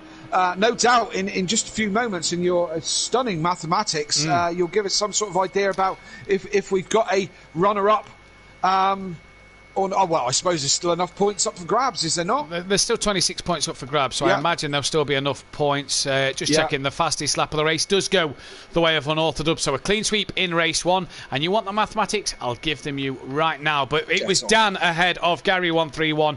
Mazda got a good 3rd place with Jamie Brazier right on his tail for 4th, hassling him till the end. Peaceful explosion, a good 5th. He's just said in the chat, I had the pace of Mazda and Jamie, but my early spin put to bed that one. And Disco P6 again, a few mistakes for him, cost him a few places. Rabbit Joe 7th, same thing. D Biggs P8 again, another one could have been on the podium. Phil 9th, great result really, kind of the first one of the drivers that's not had a chance of being on the podium really, you'd have to say, but the best of the rest, if you will. P10 for Little Leach, Monkey Boy P11, Welshie 12th, and that Buzzy Boy struggled in P13. What will he do in just a moment? Gary then is now 14 points clear of D Biggs in 3rd, so still chance for D Biggs to get this one back.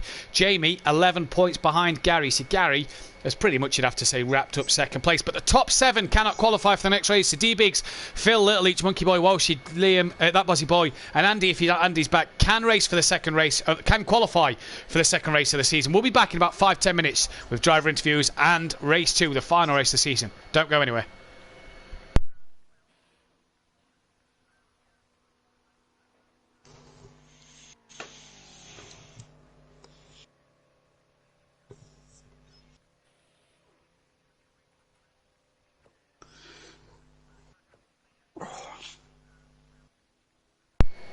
Oh God, it's hot. You're not in Cornwall. It's bloody freezing. Oh, it's blood. It's not been sunny, but it's like humid. Not here. It's not. I got a jumper on tonight. You're joking. That cold? No, not at all. Not at all. Wow. And it seems to be, mind you, I think the whole of Cornwall is just sinking into the sea because there is so many people down here. Yeah, it is ridiculous. Right. 12,000 people on the beach. Dan, repaired car. Said shouldn't have repaired car. He's just said in the chat. So it was a long stop. So let's get.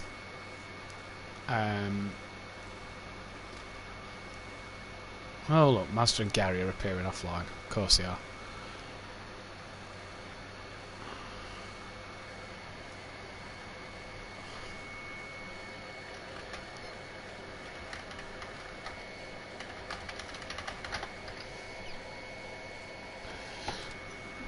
Yeah, I'm just going to go for a wee when I've invited these and get a drink myself. Right. Back Vodka, thank you, darling. Back in 2 seconds. All right, mate.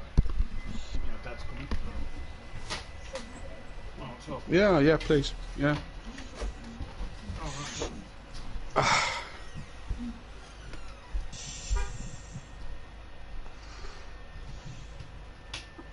Ding, ding, ding, ding, ding, ding, ding, ding, ding.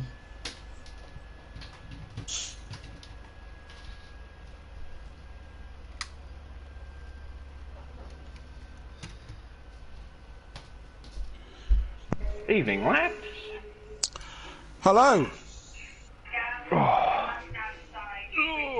Hello, hello, hello. Bonjour. Bonjour.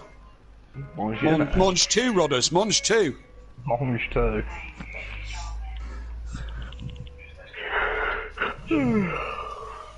Is that hard work? Is that tiring for you? Yeah, busy week, mate.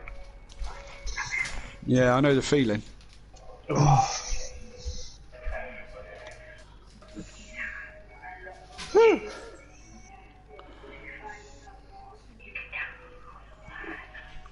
Wow, you're a chatty bunch, aren't you?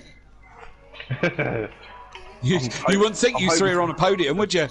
I'm hoping for a rain dance, but I don't look like it's going. A rain dance, mate. Trust me, you don't want it. I do. Yeah. If you thought Ascari was tricky in the dry, my God. I've got no pace whatsoever. Yeah, well. I can get around the les modes everywhere else. Might as well be going backwards. But Ascari seems to be catching everyone out tonight. It's caught me out a few times. Yeah, we saw it on in your quali, Dan. Yeah. I was not going to let that Ginetta take pole at Monza. No way. No way. Because me and Biggs would have been a bit embarrassed because we were talking about running the Ginetta, and the reason we didn't run it was because of this race. So, if the Ginetta went on pole, I would not have been happy. To be fair, Andy's got a good single lap pace in that car. Hats off to him, man. He has hooked that Ginetta up here. I don't know how he's done it, but that's quick in the Ginetta, very quick. He must have so little downforce. He must have taken everything out of it. Must have. Yeah. But he didn't get a toe in qualifying 1. Like the first laps we did, he didn't get a toe. That's what surprised me even more. I think he caught a little bit of Disco's toe at the end of Parabolica, but literally nothing. It was mad. I was watching him and I gained a 10th here or there, but then dropped it a little in Parabolica. So I was like, shit. As I said, he can make that work on a 1 lap pace for sure. And it was a good lap in that car. Yeah, I was worried he was going to beat me in that race, to be fair. If he was doing that without the toe, what would it have been like in the toe? So, well, you only had to worry for about 10 seconds of the race. What, the start? Yeah, and then he went backwards. Yeah. Well, then Rabbit Joe, did you see how close Rabbit Joe got to the back of you in the first corner? In the first, he was second chicane. He was worse. I had to straight line it because I missed my braking because I reacted to him. I was like, shit, he's not stopping, he's not stopping. So I came off the brakes. Yeah, so that was the one. Me. That was the one I meant. He did back out of it. I mean, he had a cracking start, a real beauty. Yeah, he had a flyer. Yeah, but he nearly collected you, so close to collecting you. I literally had a brown pants moment. So you should. The other panicky moment that I had is I decided to repair the engine damage that I had. Yeah, we thought you'd been held up because Disco came in. No, it was Mazda who came in. Mazda came in behind me. Yeah. I knew Mazda was close. I knew Mazda was close. So I was like, if I repair the engine damage, then there's not much they can do. They can get close, but I still got my grunt. I ain't gonna lose straight line speed. But I didn't realise how long it was gonna take. And Mazda how much engine damage you have? I had 9. Yeah, too much. You know that. Yeah, but later on in the race, if I made a mistake in a straight line, someone could easily have out-grunted me, you know? It was just, do I play safe, do I not play safe, you know? It was debating. Yeah. Yeah. Plus, I was constantly watching what Biggs was doing and trying to hold people up as best I could. Yeah, he had a shocker. I was trying to be fair at holding people up. I don't think I did anything wrong. Oh, by the way, had Biggs already started to go, by the way? What do you mean? Well, he's sort of half spun in front of me and I sort of collected him on the arse. What, out of Lesmo 2? Yeah. Yeah, he dropped on his own. Oh, I was worried for a start, for a minute. We looked that one back a little bit, and yeah, he started to spin before you got that close, Gary. I thought he did. I knew if I'd have dabbed the brakes, I'd have been round as well, I think. Yeah. If Matt's there, can we have cooldown lap, please? He's I don't know, gone to knock one out or something. Probably not. He's probably going to give Liam a slap. Yeah. Oh, he was mowing Liam were. No, you know what that was? I said to him, I'll see you on the podium. And yeah, that ruined his race, didn't it? Yeah, probably. He had a shocker. In fact, there was lots of people had lots of spins tonight. Really weird. It's hard. Monza's hard. You really got to set the car out right. I'm back, bitches. Did I turn it on? Oh, I fucking hope so. No, you didn't. It's off. Oh, no then. Well, alright. Okay. Sorry. I think he's finding the right down. Just pull over on the last corner and just start that. Speed, but you also want to run it high for corners. Struggling to hear you, Mazda. Is that better? 1, 2, 3. A little bit. Well, that's right next to my mouth, so I can't get any closer. Hurry up, Boz! That was a tough race. That was a tough race. It certainly looked it. Dan, I hope you laugh when you watch this stream back. Why? Me and Kelly's been on fire. What do you mean? Just Oh, for fuck's sake! When you passed Gary, we was on about someone leaving some milk and cookies out, and dropping some presents off, but you've just stole 5 points away from Gary. That's what I'm here to do, innit? Not now. Championship's over. No, not for me. Oh yeah, for Biggs. Yeah, that went well, didn't it? Yeah. Well, you know, I did my part. Question: did you shit yourself when Joe nearly took you out at turn 2? That's the fucking worst Sean Connery impression I ever heard. Yes, I did shit myself. Did you shit yourself? Thank you. Miss Moneypenny. Did you shit yourself? I knew I just had to straight line the second chicane. I just had to, because I knew he was going to hit me. So. That's why Gary got a good run on you so quickly. Yeah, I had to give the time back. I left in Fuck me, 28 likes on the stream already. I know. Yeah, I just switched to my personal account to put an extra like in. You're welcome. Yeah, cheers, boy. You're all right, you, aren't you? And that's all because of prolapse as well. They've been spamming like mad in their Discord chat as well. Oh, that's where I've not put it in Discord yet. Oh well, look, I'll sort it now. Get half a job. Is Gary in? You get the extra. Yeah, I'm in, mate. Well done today, Bert. Good race, mate. Yeah, not too bad. Just got no straight line speed whatsoever. Trim the front downforce normally, mate. I have nothing. Bit of camber, change your camber. Yeah, that's what I'm going to alter. Get a better engine. And that. A core of power, Gary. A core of power. Right. No, better engine. Hang on. Is that not the same engine as the 2 Red Bull cars this year? I don't think it's exactly the same engine in the Acura, no. No, well, you know what I mean. Right, we're going to go back live.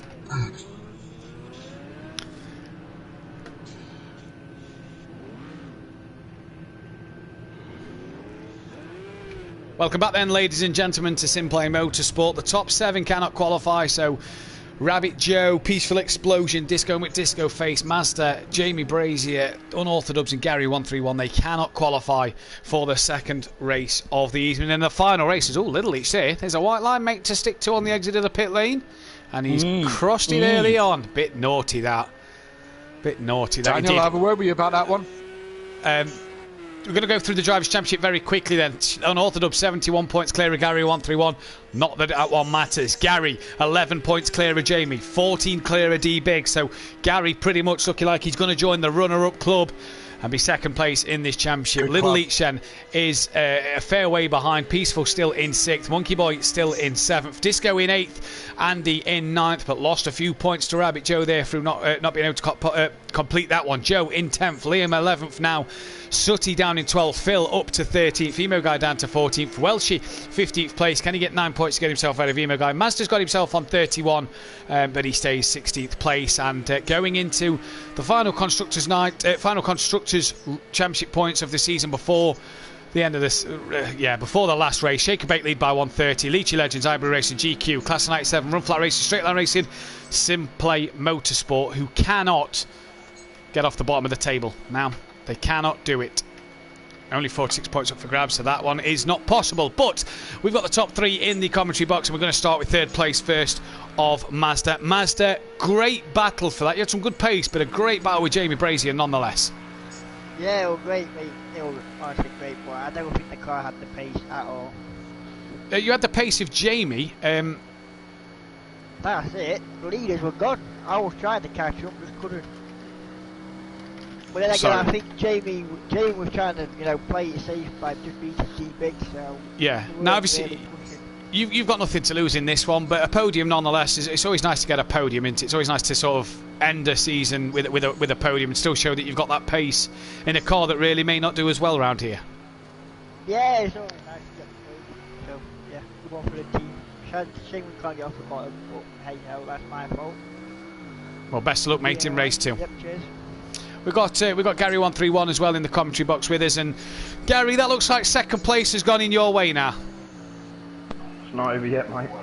Oh no, but Jamie and D-Big seem to struggle compared to yourself. 14 points. It's one hand on that second place, surely. Yeah, we could say one hand. I've got to make a few alterations. The car ain't very good in the straight line, to be fair.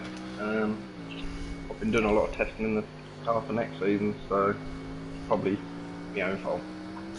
You got the jump on Dan in the pits there, and that seemed like a very good move early doors. Did you just bang the laps in after your early pit stop? No, to be fair, I just done my normal pit stop, come out and just kept my head down, and I didn't think I was going to be anywhere near him, but as I was coming out of Parabolic, I see they were still moving slowly in the pit lane, and yeah, managed to get the jump. Kelly?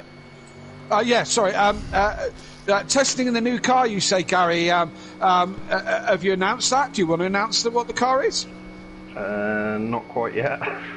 Would you like to? Would you like to debut it on the biggest stage on SimPlay? That's the plan, but that's not set in stone quite yet. But we're feeling quite comfortable with it at the moment. Excellent. So you're got your eyes on the prize for next season, returning champion. Yeah. Ooh, that will be a tough one if we do go in the car. We've decided, but also it's the Cora. Hopefully not. We're hoping for a battle. The one thing I will say, and you say you haven't quite got your hand on the title yet, but on the runners up. But Gary, all the best drivers are runners up, mate. All the best ones. This is very true. Congratulations last night. Thank you, mate. I wasn't fishing for a compliment, but yeah, all the better drivers are runners up, my friend. Well, there you go. Best of luck for race 2, Gary. Well, cheers, mate. Better luck for race 2, buddy. We'll catch you later. Cheers, mate. We've got Unorthodox again. Another race win for yourself, Dan, in a season that's been brilliant for you. 13th race win here at SimPlay Motorsport. Tied third again with that man Fury. You seem to be chopping and changing every week. One of you takes a race win and the other one equals it straight away. But 13th race win, 7th this season. Less race wins than Jamie, but the consistency's been there to get that job done. The pace tonight has been phenomenal. Yeah, if I'm honest, I wasn't expecting it. I really haven't done that much time in testing in Monza. I did a lot of wet testing the other night with all the Prolapse boys and really helping them out. while I could. No, it's a nice shock, to be fair, seeing that I had the pace. Andy nearly shot me in that Ginetta. Where he got that pace from, I do not know, and I take my hats off to him. That was a very quick lap time in the Ginetta. But no, happy to take another race win. Trying to help my teammate as best I can, but it just didn't kind of go our way. So just go to the final race and have some good fun. Yeah, great fun. Now you got a blistering start, got off the line really well. Rabbit Joe right behind you though at the second chicane. There was a moment where, did you think, this isn't going to end well here? There was a moment that I saw Joe miss his braking, and I thought this was going to be a Bottas moment. I genuinely did. But I knew I had to check up as well. I braked relatively early, thinking I could make the corner better, but I had to straight line the chicane. Gave the time back as soon as I did cut the chicane. But no, that was probably the scariest moment. And also seeing Gary pass me out the pits. I should never have repaired the damage that I had. But we know that for this race now, and just try and stay out of trouble. Yeah, now you've got a good racing opportunity here to take an 8th win of the season and equal Jamie's tally of 8 race wins this year. End it on a high, or is the plan really now to sort of help D-Biggs as much as you can? Well, we were talking about tactics at the end of that race and kind of where we plan things to pan out now. So it is about trying to help Biggs out as much as possible. If things go wrong, then it's just all about having fun, but it is trying to help Biggs out as best as we possibly can, get through the pack and hold Gary and Jamie up for as much as I possibly can. Kelly, any final words? No, nothing to add, really, to be fair. Just good luck in the next race, Dan. And you staying with D-Biggs next year for next season? Is that correct? I believe so. I believe that's the plan. I haven't signed up yet, but I'm going through discussions with my manager right now, maybe doing a Rosberg, but we don't know yet. Right. If anything, yes, me and Biggs would return together, and Shake and Bake would come back and defend the constructors. Okay, and there's been talk of you testing an Acura, and are you mad? I don't know where people got this rumour from. I got dared to drive the Acura. I've given it a go. It's very good at handling it, but it's really slow in a straight line. So if I advise anyone, just look at Sutty and Phil. Very top drivers, top of their level, and just drop them at the back. They do not belong down there. So people stay away from the Acura. It's not worth touching, not worth running. Just to note on that one then, it's quicker than the Z4. So that's the only thing I learned. It's quicker than the Z4. That's all I learned. Yeah, absolutely. And any of the Pro-Am drivers want to choose the Acura for next year, go for it. Yeah. Best of luck, Dan, in the second race, mate. We'll let you go back to it. Thank you. Cheers. On the back of teams for next season, one team earlier today, Kelly, announced that they are on the grid next year, and that was Piston Broke Racing. Daniel Francis with a teammate of DJ Phil, so leaving Dean Wysocki after 2 years and joining Daniel Francis. And the statement read that as the season finishes, another one looms large over us, and Piston Broke are delighted to be the first to confirm their participation in SimPlay Motorsports Pro-Am Season 4. Fielding the single AMG for most of last season, the team have managed to acquire a second one for the new season coming. Both of us racing the iconic Gulf livery team racing that Daniel Francis has trademarked ever since the team relaunched partway through the season. With the AMG Mercedes dominating Pro-Am League, an additional car will always help. Is always going to be a hot property, and the team are delighted to announce that their quick move for a double race winner, Phil Atherton, or DJ Phil as we know him, who has accepted the offer to join the team. Phil joins after 2 difficult seasons at underperforming Pepsid Motorsport and Ready Set Go, and will hope to return to the heights of Season 1. Piston Broke welcomes DJ Phil to the team and look forward to what is to sure be a competitive season. So already Pro-Am finishers and 2 drivers making their mark. It's got to be said, that is a cracking press release, isn't it? Yeah. I mean, that is some pretty bully, isn't it? Yeah, it's brilliant, isn't it? You know what I mean? Yeah, absolutely brilliant. And I'm looking forward to seeing DJ Phil in the Merc, and looking forward to continuing battles with Daniel. So and Phil, to be fair. So looking forward to it and exciting. As I said, so excited for the next season. And still so much to know. We don't know what the tracks are yet. We don't know quite what the format is or whatever. But there is some exciting racing to be had. I know there is. There is some exciting racing to be had, and qualifying here is done for Q2, and it's currently this man Andy on pole, D-Big second by a tenth, Lidleach currently third with Monkey Boy 4th, Phil 5th, Lap Aussie Boy down in 6th, and Welshie in 7th place, and Andy at Who's coming over the line Lesmos. first? Not quite Andy's sure. in the Lesmos. D-Biggs is out of the Lesmos. Yeah, Biggs and Little Leach are together. Yeah. Phil's just finished because Phil's just gone third. Yeah. So Phil has just finished his lap. So where's Monkey Boy or Welshie then? So that's Andy coming into Ascari. So he must be. Where's Monkey Boy or Welshie? Because they might be a bit further forward. Monkey Boy. Monkey Boy's further back. I do think Andy's the first. Yeah, I think Welshie's done. So it is Andy, the first man to qualify. But Phil was the first man to finish it. We missed. He's gone P3. 4 tenths quicker than Little each chance. So far, Phil putting out a core of third place on the second row of the grid. Good job from Phil at the moment in this one. Can Andy improve on his 47.4 as he's coming down out the Parabolica? Down the start straight now. Will Andy improve any more? No. Yes, he does. Yes, he does. Yes, he does. A little bit. So D-Biggs in the slip of Gary, of Little Leach, but he goes deep on Parabolica. You can kind of run out there, but it's going to hurt his times. I doubt he's going to put this one on the pole, but let's see, unless he's pulled an absolute blinder. Little Leach going to go across the line first. Does he improve? I didn't think he did. Well, we'll have to find out now. Yes, Little Leach did improve, so it's Little Leach who's going to start third. Andy then will get the final pole of the year and takes the most pole positions here at SimPlay Motorsport with 7 pole positions to his name. Phil then drops to 4th, but a heck of an effort from Phil to get close to Little Leach as well. Good job. D-Biggs will start 2nd place from Little Leach, from Phil, from Monkey Boy, that Bozzy Boy Welshie. Gary then the first of the non-qualifiers ahead of Disco and Rabbit Joe. Big Boy Brazy will start 11th with Unorthodox 12th, Mazda 13th and Peaceful Explosion 14th. And that is the final qualification of the season. So that's how they line up for the last race of the season. As we move into a little bit of a break for about a month before the new season. In the chat, Disco Face, Slingshot Racing will be making a comeback next year with exciting driver lineup to boost the chances next season. Well, that's exciting. Do you want to tell us more, Disco? Let us know probably more. Doesn't. Nobody wants to tell more.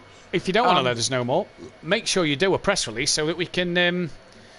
I'm going to get Daniel Francis to write my press release. Hey, that was really brilliant. That was really brilliant. That was brilliant from Daniel Francis. Especially for 2 a.m. in the morning. That was really good. Yeah. You need to get to bed a bit earlier. Good stuff from Daniel. Then we are waiting for these drivers to ready up in the final race of the season. And I tell you what, it's going to be sadly missed, Kelly, when this is gone. Yeah, but as I said, we've got the excitement of a new season, and that's that's the excitement that we've got, and we all seem to be buzzing for it. So bring it on, isn't it? So bring it on. Yeah, that is. Look, I can't wait. Yeah, I mean, in between that, we've still got a few other things going on, as you'll know more than I do, because I unfortunately don't get involved in the other ones, just don't have the time, I'm afraid. But GTE tomorrow night, GTE finale tomorrow night at Suzuka, so join us for that one live on the SimPlay Motorsport YouTube channel. We'll be live for 8 PM for that one again, so join us for that. And we'll also be back with a few fun events this season. 12 Hour of Bathurst is one that's rumoured, and one to mark the 1 year anniversary of SimPlay. But the revs rise for the final time. And it's green here at Monza. D-Biggs did not move. Little Each, great start in between Biggs and Andy already, and that could be P1 at the end of turn 1. Phil not off the line well. Gary already looking to pressure Phil in the background, as is Liam. But D-Biggs did not move there. And Gary onto the brakes. Little Each, so takes the lead into turn 1. And who's going to come up behind? Biggs gets himself ahead of Andy, and Gary muscling his way through 8th to 4th at turn 1 and 2. Yes, indeed, a cracking start from Little Leach. Just absolutely took off, and Andy, poor old Andy, went backwards. Doesn't seem to have the measuring starts in that Ginetta. Is someone wide?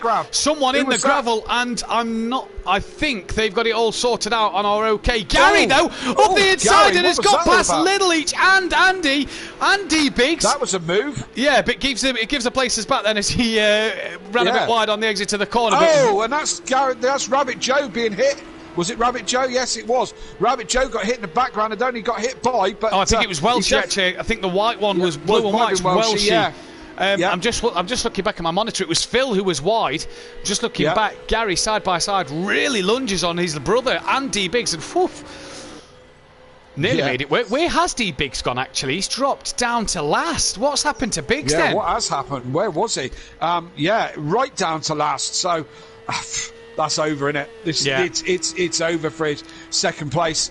I don't know what happened to him. I don't know if he got caught out in the melee of that first lap in the chicane there. I don't know. But look, Andy's putting a move back on Gary. He's going to go down the inside on Parabolica. Can't quite get there. Oh, yes, he can, actually. There he goes. And Andy, in the Ginetta, on power, has passed Gary. And Gary here will be wanting. It really is quite bizarre, isn't it? Liam having a better showing in this second race, up into P4 at the minute. Can he keep it there and be consistent? Good to see Liam end the season well. Dan already up to P6 at the end of the first lap, but he's still got some work to do to get past Liam and Phil. As Jamie in the background, I want to try and get that race win, or make sure Dan doesn't win the race, so that he's ended the season with the most race wins. As Gary then still trying to put the pressure back on Andy, and Andy trying to put the pressure on Gary's teammate Little Leach, and the Leachy Legends ending the season as they started it on top. Yes, indeed, and Leachy's on this one are much more like it. As Gary has a look round. Oof, look, that would have been brave just there, to be fair. But Andy, I think, got a bit of a wiggle out the chicane there, Kelly, and Gary was having a look back to Monkey Boy at 7th place. That's Jamie having to cut the chicane. And, there's a lot going on towards the back here, Matt. Peaceful Cars Jamie, everywhere. Disco, Mazda, Welshie, Joe, D Biggs further back. So a lot of top drivers towards his rear end of the pack. Dan's up to 5th now.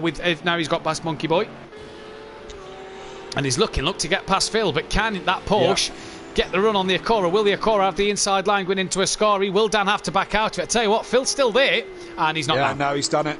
Dan's got it done. Seemed to have a better run out of the Lesmos, and got it done. So Dan's now. Oh, where's Gary gone? Where's Gary?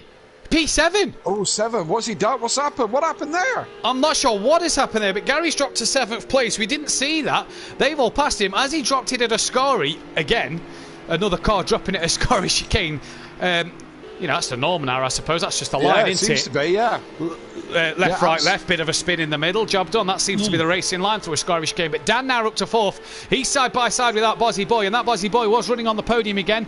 Will he be able to outbrake Dan and hang it around the outside? I think Dan's got that one done. The Audi does not look a quick car in a straight line here today. And Dan does not. Dan tucks in ahead of Liam now. So Dan, back onto the podium. Oh, Gary! Yeah, Gary just got onto the back of Phil a little bit too quickly, and the back end started to step out. Gary trying to make salvage something out of this race. I think he's pretty much secure in the runners-up spot, especially with D Biggs right at the back, and Jamie down there as well. At the back as well. Oh, Gary Jamie's had a sending one up the inside of Phil. There hits the sausage curb. He goes round. Just as Phil went deep and managed to avoid Gary. Gary hits the sausage curb on the exit and goes deep. That is now Disco about to get through. Monkey Boy as well as past Gary. Gary just seems to be overdriving the car, if you ask me a minute, Kelly, and he's just going too hard. Yes, indeed. Exactly that, my friend. Just making some silly mistakes. So again, just on the grass a little bit there. He was saying in the interviews that he was struggling with this car on pace, and he was going to make some changes. Has he gone the wrong way on the changes? Possibly so. He looks quicker in a straight line, but is he struggling through the corners? And as Little Leach leads from Andy, then that gap's just increased slightly over the lap. Dan's now 3rd, Liam 4th, Phil 5th, Monkey Boy 6th, Disco 7th, but Gary wide at Ascari on the exit, right on the back of him. And Peaceful said he had the pace to be on the podium in race 1 in the chat. Does he have that pace to get up there in this second race and get that job done? He's currently behind Gary at the moment, and Gary looking on Disco. Last time Gary was behind a BMW going into the Parabolica. He ended up in front of it by about an inch, by a nose at the start-finish line. Well, he's not got the same kind of run on Disco as what he did on AH in Season 1, and that one was in the wet. But either way, Gary not having that sort of run at the minute. Liam having a much better showing in this second race. Yeah, absolutely. He's keeping pace and keeping the guys at bay. Would be nice if he could make another position and bang that thing on the podium. That'd be really useful. In the chat, Daniel Francis, Kelly, £500 is my fee. Half price to you. I used to charge £1,000 per report when I could work. Daniel, let me get back to... no, thank you. Yeah. I presume that was for the report, yeah? For anything at £500, thank you very much. Yeah. Yeah, but cracking job nevertheless.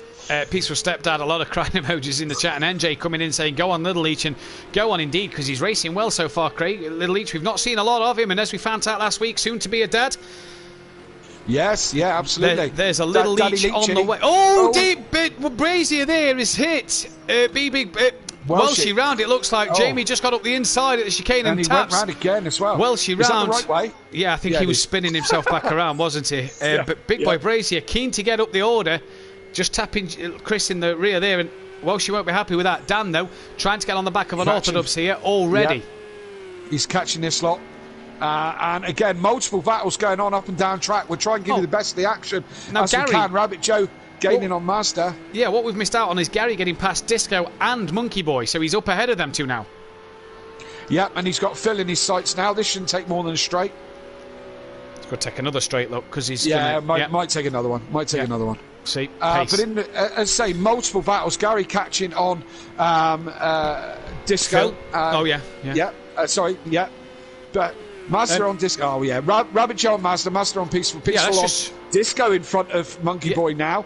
Yeah, Disco, they're side by side, Kelly. Let's just drop back to that one. Oh, Disco's tucked back in. And the Beamer has the pace over the Audi, but doesn't have the pace over the Mercedes-Benz. And Joe really on the back of Mazda in the background. Get it stopped, Joe. Get it stopped. Oh, he's gone deep again. He's done that a couple of times tonight. Yeah. Needs to work on that braking a little bit, does our Joe. It seems to be a bit of his Achilles heel. Certainly around this track, anyway. Yeah. Phil on the back of Liam at the moment. Has Liam just made a mistake somewhere? Because Phil is all over the back of him. And the Acura coming down into the second chicane is on the back of that Bozzy Boy. Then as Liam goes a bit deep, Liam makes a mistake. Hits the sausage curb, kind of leans on Phil a little bit. Phil tried to avoid him, but couldn't. Yeah. Place gifted for Gary, that one. Yeah, 50-50 for me. You know, I don't think it was intentional from Liam, 50-50 on that one. But Gary up to 5th, and will soon want to clear Liam for 4th place, and may do so as that Audi just doesn't seem to have any pace. Here we go, BMWs versus Mercedes here. There's Monkey Boy, Disco, Mazda, and then Peaceful. Yeah. Peaceful. Are we going to have a change of car next year, Peaceful? We're going to have a change of fortune next year, Peaceful. That's the big question. A change of fortune would be nice, wouldn't it? Wouldn't it be really lovely to see Mike get some better results? Oh, it'd be brilliant to see him back on the podium and take a couple more. more. Yeah, I feel like forever we've been kind of cheering him on and you know, and it not happening. Do you know what I mean? Oh, look at that flash of the lights. I was going to say, one Disco. of the Beamer. Oh, is it who's Mazda, that? is it? Liam. Liam's had an incident. He's dropping down the order here. And it is lap 5, so he can pit if he's got damage, but he's dropped from 5th all the way down to 11th. Now, Gary was on the back of him. Was Gary involved in an incident? Not sure. Gary, though, straight away into the pits, lap 5. Going for that undercut again. Dan's just done Andy for the for 2nd place, and now he can set after Little Leach. Mr. Champion seems to be on fire, doesn't he, at the moment? Yeah. Seems to be on the form of his life, and ripping through the field. Just done Andy, and as I said, now setting his sights on Little Leach. This could be a win to top Fury's record of 13 wins. Dan could be moving on to 14 wins the way he's going. Not in a season, of course. Fury did it in a season. He holds that record now for most wins in a season. I think that one's gonna stay there for quite a long time. That one, Matt, don't you? Yeah, I'm quite certain that one will be here for a couple more seasons. Yeah, with the rumoured restructuring, it should level the playing fields a little bit more, and that kind of domination will be a struggle. Certainly, season 4's not looking like any one person will dominate. You know? No, it's really not, and we'll have to see on obviously the new drivers that may come in and see who's on the grid for next year. Liam, though, trying to get straight back onto it behind Peaceful Explosion. He's looking towards the Ascari chicane here, and he's on the back of Peaceful, as we said. Is he going to pull out and have a look at Ascari? He is, he's going to have a look, and can he be later on the brakes? No, gets it. Slow down. Ooh. Tell you what, Peaceful were a bit slow off the brakes there coming into Ascari. Liam seemed to have to hold off the power a little bit before he could get back on the throttle out of against Peaceful. Monkey Boy's made a mistake somewhere. He's dropped down behind this group as well. Disco's now on the back of Phil. Mazda's still defending from Joe, who pulls out to have a look at the Parabolica. Andy into the pits at the end of lap 6, and Mazda will hang it around the outside, and Joe follows him through and tucks him behind. Look at the different lines from people here. Yeah, there's multiple lines around Parabolica, and all sorts of variations on what you can do. It's a strange corner. I was just about to talk about Ascari being a strange chicane, and it is. Peaceful was really slow through there, but it is a tricky chicane. Ascari, you can drop it on the entry, you can drop it on the middle and on the exit, as we've seen. The pro boys do it. These guys are the jewel in our crown, the quickest of the quickest. Yeah.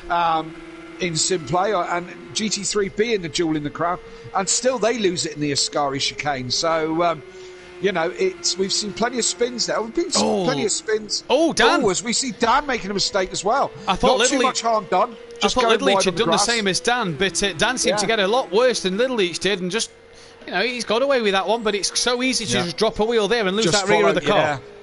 I felt like he probably just followed Little Leach in a little bit. It's so easy to be focused on the back of the car. Oh, Craig's gone deep at Ascari. Very deep through Ascari. Very, very deep. This is going to give Dan a run all the way down to Parabolica. And, he's really, really close. Hard to see on this camera angle, but he's done him. Just saying, he's through, That's done it. Him. Done. Switch back in front, gets the defence on Little Leach into the Parabolica, and Little Leach now will have to use the slipstream and try and gain the advantage of Dan. Or would Little Leach here think, do you know what, I'm going to dive in for that undercut? Let's wait and see. As there has been a few people in the pits on the last lap, and none of them decide to pit, but now Little Leach will have that slipstream of the Porsche, and Dan cleverly moving across there. Trying to break it, trying to break that toe. Little Leach a bit too far back to do it this time, so... this could be win number 14 coming for Dan, but still a long way to go. Only on lap 8. Excuse me. It's not over yet, and let's not forget Gary has already pitted. So Gary has gone for the undercut option again. That worked well in race 1. We saw. Will it work again for him in race 2? We'll have to wait and see. Mazda into the pits at the end of lap 7, as is that Bozzy boy. So following him in is Liam. Mazda, good stop. Great stop there for Mazda. Yep. I think Liam as well got a decent stop. I think he's away as well. Liam in and out as well. Yeah, these Monkey boys Boy. get the hang of these pit stops. Monkey Boy and Welsh come into the pits, and Phil will pass himself. Gary's got past Mazda and Liam, so that's that job done for Gary. He didn't get to jump Andy, but he's only 6 seconds off the back. Andy will be wanting to jump Dan. Monkey Boy's pit stop just taking a little bit longer. I tell you what, Little Leach hasn't... Dan hasn't dropped Little Leach at all. He's still within half a second of him. So, Little Leach having a good run on this race. And good for Little Leach. It'll be good to speak to him in the podium as well. We'll get the top 3 of the race and the top 3 in the championship in as well, which... Little Leach wiggle just as we speak about him through Ascari and into the wall on the exit. Not the biggest of hits you'll see, but he might come into the pits at the end of this lap. Yeah, just a little bit of a rub on the tyre wall on the way out. Ascari chicane, he dropped it on the way out, got too deep up on the curve, lost the back end, and that was how it went. I may have mentioned it, Ascari is really tricky. Yeah, it is really tricky. As Little Leach comes in. And Little Leach does come in then at the end of lap 10 for his pit. Sorry, at the end of lap 8 for his pit stop. And in he comes, and Disco still to pit, as is Rabbit Joe and Jamie. Who else? Just Dan as well, and Orthodub still the other man to pit as well. And it's going to be an interesting one to see. Good stop. Yes, indeed. Not a bad stop. Yeah, absolutely. To say he may have suffered a bit of damage on the left-hand side of that car through clattering the wall at the end of Ascari. Good stop from Little Leach. Yep. Yes, indeed. So Jamie's in. Yeah, Jamie into the pits as we see Peaceful just having a crack at Maz. Yeah. These two are both pitted. Yeah, these two both pitted. So the battle resumes for these two, and let's see that power of the Merc versus the German BMW here. And I tell you what, the BMW is holding its own at the minute. Peaceful's gaining, but very slowly. Jamie then drops back down to P10. Can his teammate get past him as well? I think Liam will get past Jamie. And Peaceful, you see there, the Mercedes just didn't seem to reel in the BMW like we've seen it at certain tracks, reel a car in. Absolutely. We know the power, the Merc's got power, but the BMW, a good showing round here. Reasonably powerful car, the BMW as well, mind. Yeah. It is one of the quicker ones in a straight line for sure. Peaceful, not being able to breeze past that Beamer by any stretch of the imagination. Oh, it might have a good run now as Master hit the sausage curb.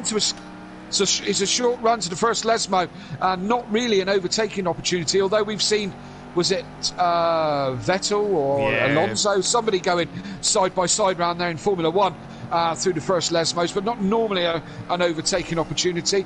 Dan's in the pits. Getting up on the curb then. Dan tit into for the tat, pit really, lane. isn't it? Yeah, it is tit for tat in the minute. Ebbing and flowing, some may say, but Dan in the pits. Oh, yeah, but some might. And again, longish pit stop for Dan. That didn't look his quickest that we've seen from that team. And Disco inherits the race lead, and here comes Rabbit Joe. And I think Dan's got a relatively good gap over Little Each now. We'll see come the end of the pits. He's still got a bit of way to go, but Little Each is coming. But I don't think, unlike Gary in race 1, I don't think Little Each will have enough time to get past unorthodox. We'll see, though. Oh, I tell you what, it might be close. Yeah. Because he's up to speed compared to Dan, isn't he? Dan's still getting up to speed. And Little Each here, how late dare you brake?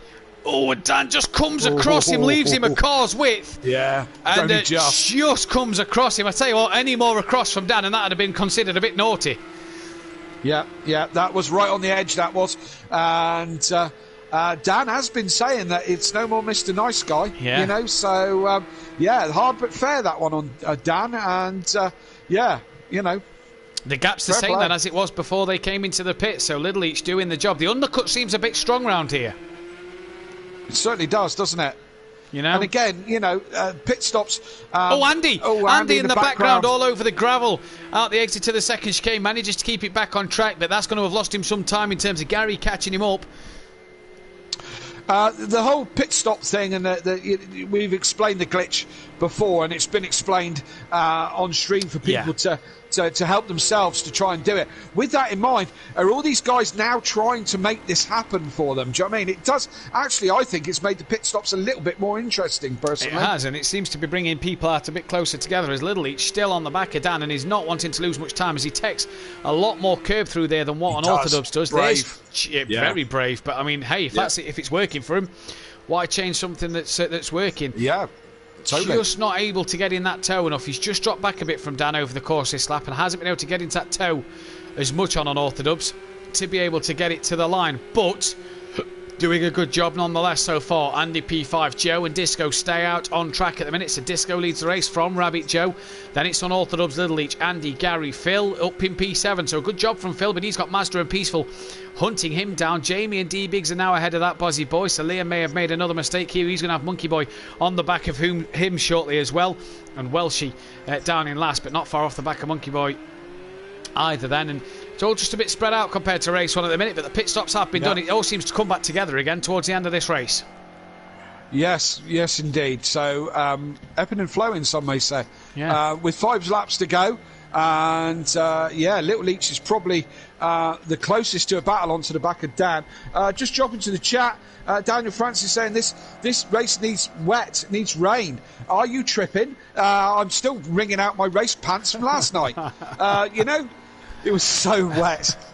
You know, I thought I was going to drive with a snorkel. Was the missus going to stand next to you just to make it feel real with a bucket of water and chuck it over you? Of course, yeah. She's got one of those plant sprayers and was just spraying me in the face, like, you know. And, just to make it feel realistic, you know. Yeah, and, it's not called a simulator for nothing. Exactly. Yeah, it was proper sim racing. You know, proper rain on my on the helmet because I wear full race gear to race, of course, like everybody does. You know, safety first, guys. So just had to wipe my visor from all the rain on it. Yeah, it was crazy. Liam's lost out to Monkey Boy then. He's fell another place behind then, and that's down to P13. Not the night for Liam, but Disco brings himself into the pits at the end of lap 11. So only Rabbit Joe to pit then. And will he pit the same lap as Disco? Will he choose to bring it in? No, he's going to stay out and inherit the race lead here. So Disco with Disco Face, how good a stop can he have? He was just in front of Master and Peaceful before the round of pit stops. It's not the best of stops, you know. They're holding him. It's getting worse, isn't it? Yeah, they're holding him. Dan Little Each goes through. Andy's going to go through. Gary's going to go through. But let's not forget, he came out by Master. So anywhere near Phil, anywhere now, Disco, to get away. Yeah, brilliant. Well done. I think he may have just lost a few places there, though. Yeah, it didn't work out really well at all, did it, for him? But that's the way cookie crumbles, I guess. So Little Each still trying to stick to the back of unorthodox for this net first place, if you will, because Joe still got to pit here. Gary's trying to get on the back of Andy. Phil and Mazda and Peaceful all got past Disco, McDisco face as well, as Liam now has dropped behind Welshie and lost a fair bit of time there. So Liam really struggling around Monza tonight. Yes, indeed. Disco in the chat saying stupid repair. Yeah. Yep. Well, certainly a long one, that's for certain, sure. Yeah. And Little Leach still keeping Dan very honest, isn't he? Very honest, very honest. Yeah. Well within that slipstream range here, Kelly, and well within a sort of close enough to, if he can drag that slipstream a little bit closer to maybe dive bomb into Parabolica. It's a corner you can do it and get away with it, so we'll have to see. Yeah. It all depends on the run through Ascari, and Dan will know that Little Leach has gained on him a little bit. And look at the different lines. Dan seems to be a bit wider through that middle part of Ascari, and Little Leach seems to keep it tighter. Stays right off it, doesn't he? Although he picks up the last part of it. We've lost a driver. Who have we lost? Andy? Well, it's not Big Boy Brazier. No, Andy's still P4. We've lost somebody. Yeah, we've lost Welshie. Welshie, yeah, looks like it. Oh, what a shame. Final race of the season, and Welshie then has retired from the race, and will, I think lap 11. Yeah, he'd have done lap 11. Because we were at the end of lap 12, so he would have scored points for 14th place. He'll get himself 2 points, and Joe then comes in. Rabbit and Joe, yeah, Rabbit Joe in the pits of lap 12. So Dan and Little Leach into the lead. Andy now goes third. Gary now goes fourth. Phil, will he take that 5th place away from him? Well, she's retired from the race, so he's in the pits. You see the dot there in the pits, the blue dot. He's retired. And I tell you what, he has been looking forward to being back in the Pro-Am in his trusted Lamborghini for a long time now. Okay, interesting one. Joe out the pits, in between Phil and Mazda, so Mazda will be right on the back. In fact, he's just got past Joe, so Peaceful will be there as well in terms of with Joe. So a little battle there between Phil, Mazda, Joe and Peaceful happening. Jamie trying to get on the back of it as well. So yes, indeed. I'm just trying to watch these guys' lines, and when we get back round to Ascari again... that's Liam. That's Liam pointing in the wrong direction. Yeah, a spin at the Lesmo. And we've lost another driver. We're down to 12 drivers now. Who's retired now? I don't know. Disco. Disco's retired, yes. So Disco will then get 13th place. Thank you, Haley. Disco will get 13th place, and that's allowed Liam to get 12th, even though it's been a dismal night. He will get 12th place.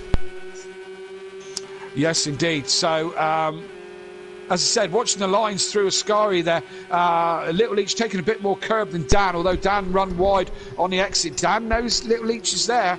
He's starting to defend a little bit more. Now, Dan said off air before the race he might try might give the soft tyre a go first. And I was saying that I don't think the soft tyre will last the race. I think it'll start to go off towards the end. That, to me, seems like that's happening because Dan seems a bit more cautious into the corners. Yes, indeed. And so the closest battle on track is this one. Peaceful is within a second of Rabbit. Rabbit's within a second of not Disco, Mazda. They all seem to be quite static, so they're not having a go at it. But Little Leach very, very close. I tell you, definitely one man, Kelly, Phil is quite... I'm surprised these boys haven't caught onto the back of Phil yet. He's doing well to hang out in P5 at the minute. Phil, 5th place. The Acora at Monza, 5th. You would not have put your money on that before this race. At all. No. I'm surprised it got here in the first place. The truck that brings it is quicker than the car itself, so it'd probably be better off racing the truck. But Little Leach trying to get on the back of Dan. He's just lost a couple of tenths through the Lesmos in the chicanes then. But this is where he seems to have caught... he's not going to do it that way. I was going to say, this seemed to be where he caught Dan on the last lap, but the run out second Lesmo wasn't there. Yeah, so it's beginning to hot up again towards the end, as we said it might. Gary's now reeling in Andy for that last podium position. Rabbit Joe is still chasing Mazda. Peaceful's dropped off him just a little bit, but this battle's still going on there. Little Leach, 3/4 of a second back now. Maybe have had a different run through through Ascari, but he's catching back up as they go into Parabolica again, and... Little Leach seems to be a bit quicker than Dan, but Dan's in the way. Yeah, Dan is in the way. Little Leach just seems to have the pace, but Dan's in the way. Gary seems to have the pace, but Andy's in the way. And And isn't that the way at Monza? Is it the slipstream, though, that's making these guys look a bit quicker behind? You know, with it being such a quick track, the slipstream really taking effect. Is that why they're looking a bit quicker? You know, if Dan dropped behind, would that make him quicker? Sorry, mate, I zoned out there for a sec. I was trying to read the chat. Sorry, say that again. Is it the slipstream that's making Little Each look a bit quicker than Dan? Oh, Andy. Yeah, possibly. Andy goes straight on the chicane. Now that is going to cost him a place at least. Gary gets past, gets onto the podium. Disco, driving standards again, shocking by the way. He says, done for the season, race ruined and over. See you all next season. 25 points reduction too for retiring in 5 races, says Disco.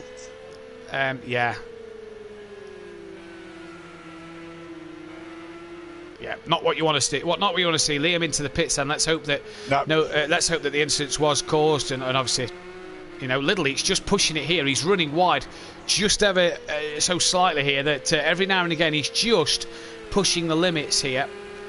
And Gary Little Each then on the onboard footage into a squad. I think Dan's tyres may have shot it here, and Little Each is just pushing too hard to get past Dan.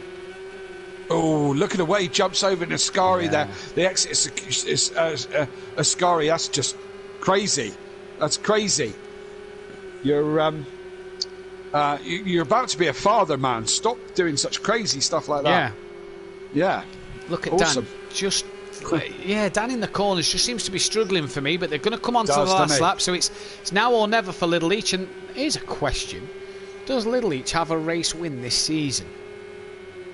You tell me. You're the stats man. No, he doesn't. I'm sure there's a song there somewhere. Yeah, you're the stats man. He doesn't have a race win this season, so it would be his first race win. As Dan a bit deep into the first chicane look. No, he doesn't have a race win this year, Little Each. Quite shocking, isn't it? Very hard to believe. No, same. A fair few podiums, but third places. Took a couple of seconds early on, but no race win to his name this season. So this could be his first race win. Gary still ahead of Andy. Phil still ahead of Mazda, and Mazda still ahead of Joe. Joe still ahead of Peaceful. Peaceful still ahead of Jamie. Then it's a big gap between D-Biggs, Monkey Boy, and that Bozzy Boy. Rabbit's having a go at Mazda though. Joe may he's not. down the inside. He's done him. And he's outbraked himself. Got it stopped. Oh, he hasn't. He got it stopped, but he parked it there right on the middle of the chicane. Good move. And nowhere that Mazda could have gone, really, without crashing through him. So, cheeky, but Cheeky but effective. Cheeky but effective, says Rabbit Joe, and he gets that move done as the leaders then are coming up towards the Ascari chicane and are as close as they have been for the last couple of laps here, and this being the final lap of Season 3. Tell you what, Mazda's coming back at Joe here through that second chicane, but can't get it done. Into Ascari then. Final couple of corners for Little Each to get the move done on unorthodox. And look at him slide that car through the corners. It's a fascinating battle to watch. Oh, he's wide. Dan also made a mistake into Ascari. And how much is that going to cost Dan on the run down here? That Bozzy Boy, I think, has made a mistake at Parabolica. Gary's sliding as well. But let's go to Little Each, is lunging up the inside. Cannot make the move done. He's going to now look round the outside. Can he get that speed on Dan? As here they come for the final race win. I think it's going to go the way of unorthodox. He's been brilliant this season. Liam Pitts, but to no effect here. Dan takes the final win. Little Each just misses out. Andy, though, has got back ahead of Gary. And Gary then will end up falling to P4 after the slide through Ascari and the mistake at Parabolica. Andy third, Gary fourth. Hats off to this man, Phil. P5 in the Acura in this one. What a job for Phil to get this race done. 5th place. A flash of the lights, Phil, if you do, because that is well deserved for you, young man.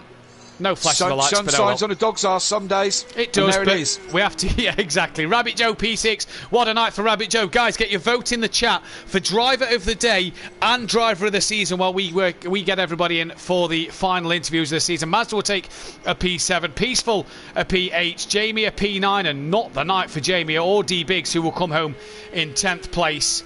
Not the night for them two at all. And Monkey Boy will get 11th. Liam will get 12th in the end due to a few retirements. We're going to get Andy and Little Each and Jamie in, as we hope Gary and Dan joins us back as well, as that was the podium and top 3 in the championship finishes. But get your votes in for driver of the day, and we'll get mine and Kelly's in just a moment, and get your votes in as well for driver of the season. Who took the fastest lap there, Kelly? Oh, who did take the fastest lap? Little Leach on a 47.4. 47.4. I don't think there's anything better than that. So, that'll be Little Leach then, won't it? With the fastest lap. So Little Leach taking the fastest lap. We've got the guys coming in for a quick interview now, so we'll add that one to the final standings for Little Leach then.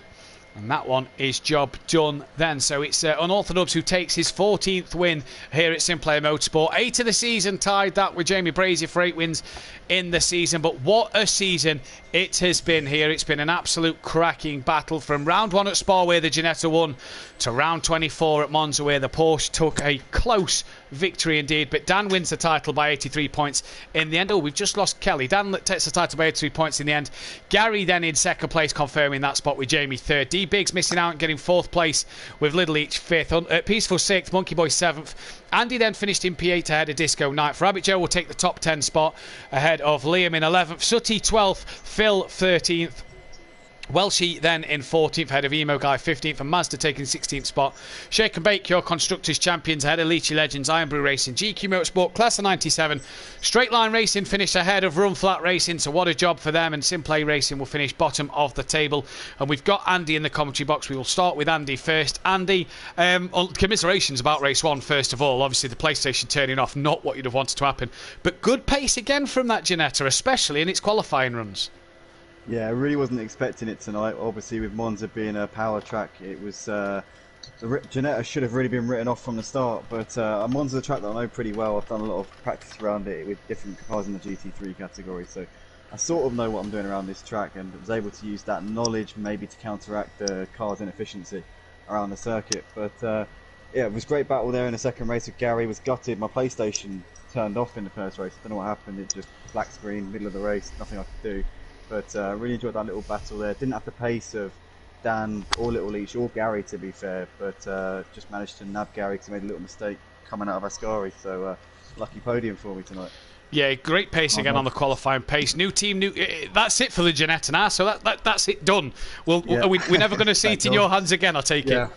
No, I mean, I'm hearing rumours that there's somebody else coming up from the Pro-Am who's thinking about trying to go in the Ginetta, but I'm not going to name because obviously it's up to him to disclose that information. But a couple of people have been asking me for advice on setups and anything, and to be honest, all I'd say is just use default. That's the way to go with this car. Default stable. It's pretty much sorts you around most tracks. I've brought you a little present, Andy. I've brought you a gallon of petrol and a box of matches. So I thought you might be able to make use of them. I'd love to watch this thing finally send it off in the best possible way. Yeah, well, it probably stinks. It's made of fiberglass. It's had a good end to the season, but that's where the goodness ends, pretty much. That's quite literally. So. Well done this season, mate. It's going to be fascinating to catch you out of season 4. Sorry, Kelly, did you have something to add? I was just saying, have you picked a car for next year? Are you still thinking about it? Yeah, I want to announce while we're on the channel right now, myself and Disco are going to be teaming up in the BMW next season. Slingshot Motorsport are going to be racing the Pro Field next season, so looking forward to teaming up with Disco. Very quick in the Beamer. I believe he's getting a G29 as well, so should be interesting. Good bit of kit. Well, that's part of the puzzle solved for us. He did hint that he had someone joining him, so we now know it's you. So that's good news. Good luck for that. I think you guys will do well. Thank you very much. Yep. The hope is to be a bit more consistent next season for sure. Yeah, well, best luck to that. Best luck next season, Andy. We can't wait to see you fighting at the front again. Thank you very much, guys. Got Little Leach in the party as well, and obviously father to be. Second place, mate. No win for you this season, but it was close. It was close. I went for the dive and didn't quite have it. I'd have just lunged one, mate. Last race, who cares if he spins I thought off? About it, yeah. Yeah. I seen the one, and I'm talking GT5 Alton Park on Biggs, that kind of dive. Do you know what I mean?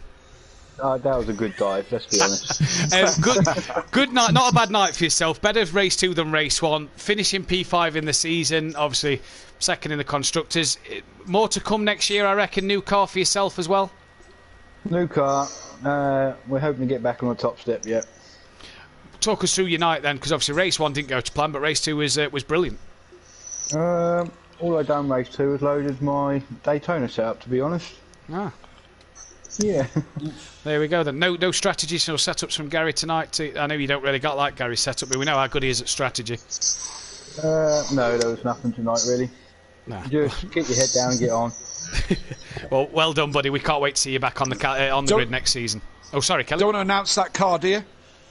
Do I want to announce that car? Gary didn't. You're the new number one.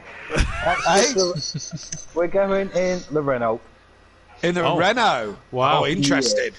Wow, that'll be interesting. Brilliant. Phil and Sutty may have someone to race in the Acura next season. No, we can't wait. We can't wait to see a new manufacturer out there, Craig. Best of luck for next season, buddy. Absolutely. Thanks, Matt. We'll get back to Danny in a moment, who took the race win, but we'll start with Jamie now. Jamie secured third in the championship. A real dismal night for you Audi drivers tonight. Yourself and Liam not on the pace at all, but you've secured third.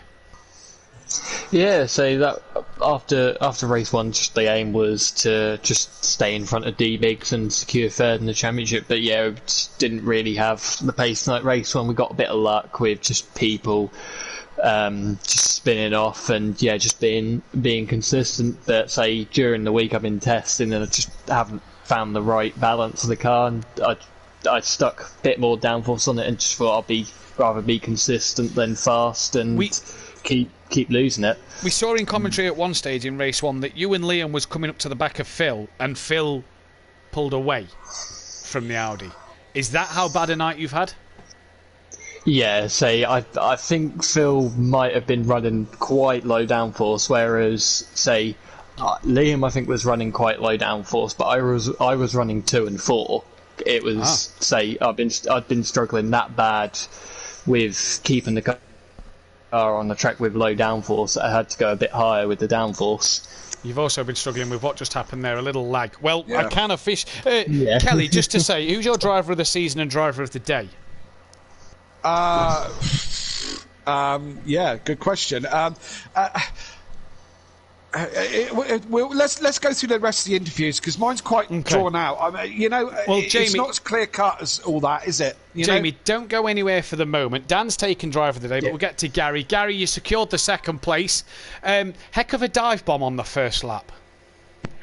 Yeah, I'd made some major alterations to the setup and obviously not doing any laps. That was, let's put it this way, very different. I called that.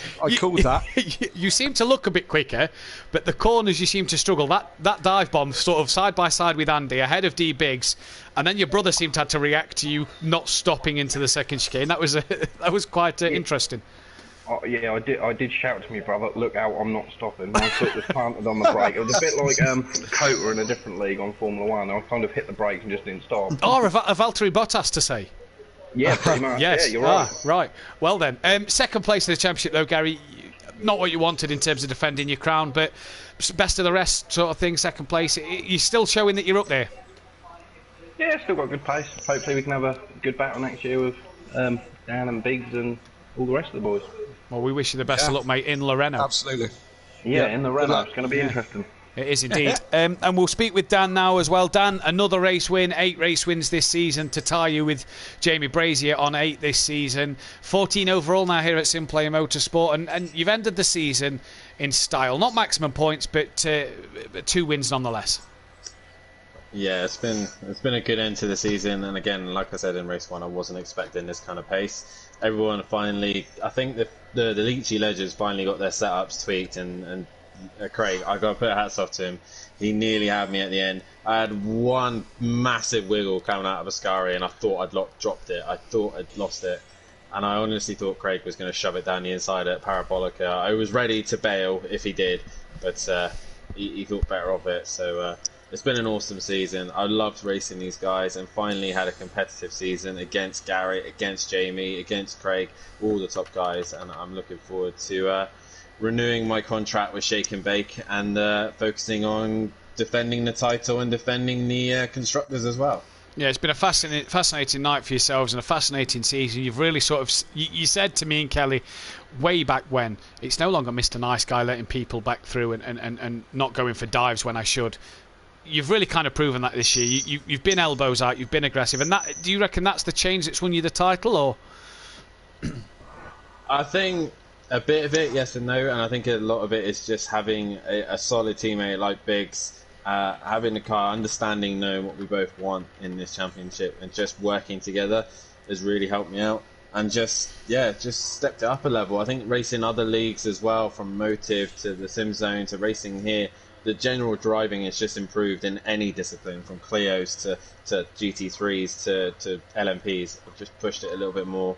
And I've learnt this Porsche. I've got to like it now, and I can't take my hats off more to D Biggs. That's what's really helped me this season. Just working together to make this car as good as the champs themselves. So it's been great having him as a teammate. Obviously, as well, finishing first in the title, massive achievement for yourself, and well done. We look forward to seeing you and D Biggs out there next season. Yeah, definitely so. Well Me and done, Biggs will return next season to defend our title. Kelly, any final words, as well as your driver of the day and driver of the season? Well, my driver of the day is going to be Little Leach on his race 2 performance. I'm taking it you didn't change tyres, Dan. You weren't running the softs or anything like that. I ran softs. Told you. You did run softs. Were they burnt up towards the end? No, I was just driving Larry. Just driving Larry, right? Okay. So, I mean, my driver of the season, and I may get slated for being biased, is Dan Unorthodox, because I mean he's put together an epic season. Him and some of the battles with Gary, who's a proven champion, have been absolutely epic up and down the season, and some brilliant top draw racing from those. So my driver of the season is Dan Unorthodox. Drove like a champion. With lots of stiff competition. But my driver of the day is going to be Craig Little Leach for that performance on Dan. Kept him very honest and was very racy. So yeah, that's my drivers of the. Can I say one more thing? I forgot to mention it. My main contract. I want to say a massive thank you to Team Prolapse and Team Prolassi. I mean, I'm the only Prolapse driver in here. And if it wasn't for them giving me all the support, from Nicky to Exmar to Ben Parkey to all those guys who have given me the support and faith in me, I want to say a massive thank you to them. And I actually want to dedicate both my race wins to Mark's daughter, who's recovering from brain surgery. So, Mark, if you are still listening, mate, those 2 race wins go towards your daughter and the quickest recovery she can, and hope that everything goes to plan. So a massive thank you to Team Prolapse, and share the rainbow, taste the rainbow. Return. Team Prolapse will return. Well said then. Dan, you and Jamie tied for driver of the season from the votes from YouTube, as well as mine and Kelly's votes as well. But that's all we've got time for. Did we hear yours? Mine was Dan. Yours, I gave mine to Dan. There was 3 in the chat for Jamie, 1 in the chat for Dan, and me and you for Dan as well. Dan's had a tough league season, battling the likes of Gary and Craig to win the constructors and drivers. When Dan had a tough year last year in the Ferrari and Porsche, I think it's been a hell of a comeback. People have gave it Jamie, though, so tied for 3 votes each for Dan and Jamie. We'll be back, though, tomorrow night for the finale of the GTEs at Suzuka, and we'll be back in about a month's time. I'll tell you the dates now. We'll be back on the 1st and 2nd of September for the GT3s. It's been a pleasure for you all joining us throughout the season. A pleasure to be in the commentary box with the likes of Liam and Kelly this season. But what a season we've had. Can Dan regain his championship? Can Shake and Bake regain their championship? Can the Renault do anything? Can Andy and the BMW be back to his best? And what will Jamie do? He may have a new internet broadband provider. That would be nice. That is a month away. Anything can happen. That would be nice.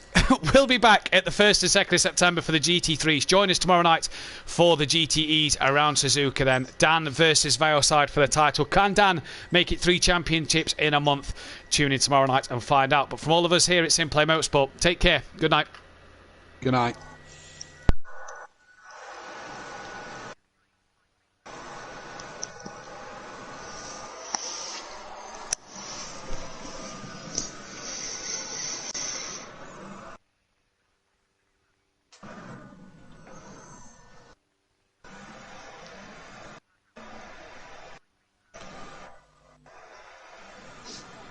And we clear. Whose mic sounds like... I'd like to thank Matthew Duffin for an amazing league. Both Matthew and Kelly Davis are there out for their amazing commentary this season. I would also like to officially confirm that Rabbit Joe is jumping out of the Porsche for season 4. And Jamie likes it. Oh, new team for next season. Where did you read that? No, it's just posted on Facebook. No, I was going to say I've got a person who I'm eyeing up if they're driving in the Pro next season. You've got what? Sorry. Who are you eyeing up then? Any?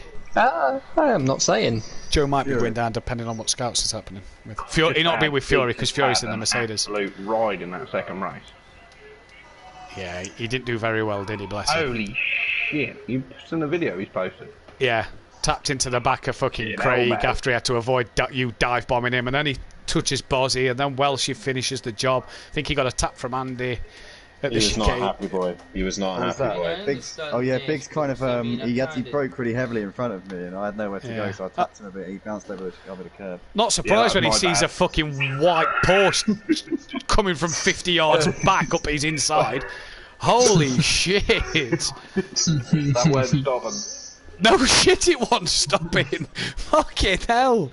To be fair, I just try and spin myself out to stop going across the track, but that didn't work either. I'm annoyed that Craig just stopped me from getting a fucking... Who did you want for driver at season, Liam? You voted yourself. Well done. That's what I want to vote. Yeah. I think I did all right. So gutted that I didn't get a complete season. The complete washout. Literally, little shit by taking fastest lap. I can't believe you. Right. I'm going to have to jump into a quick admin chat to sort next season out. So I'll be back. If I don't speak to you tonight, I shall speak to you whenever. So take care, boys. Oh, just buzz back a second, Buzzy. Well, she retired, threw the toys out the pram. He didn't retire, he got disqualified. What did he get disqualified for? He never sped in the pits. What did you do? You dropped the pad again, didn't you? Why is this window open? It's cold. Right. Dropped it.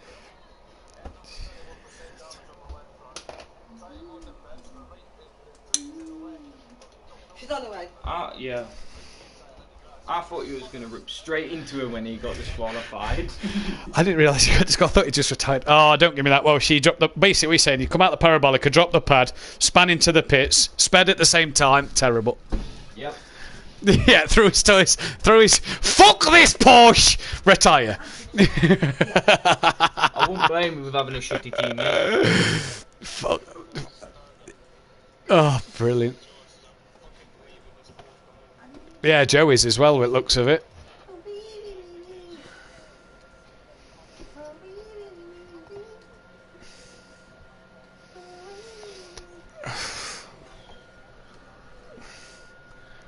Well, he was close to beating Phil Welsh.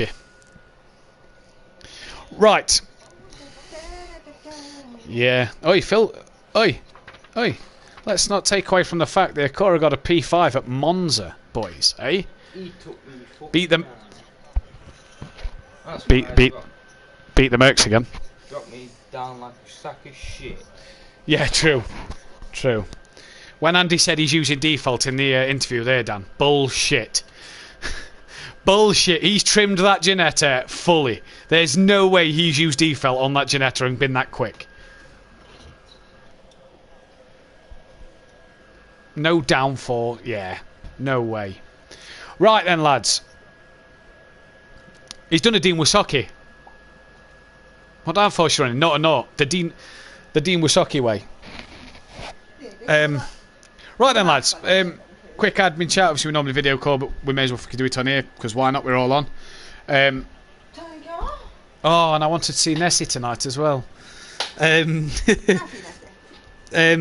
Right. So first of all, does everybody have a track that they want to see on the calendar next season? First of all, by the way, are we happy to stay with 12 tracks and 24 races? No. Right. That's too long. So 12 tracks. That's a bit long, I think. Yep. So I've let Daniel Francis, who's a steward, Liam, who's been a steward and did the GT5s, and Jamie, who's out GT5s and GTEs, pick a track each. Daniel's picked Donington. Jamie's picked Brands, GP, and Liam picked Indy Road Course.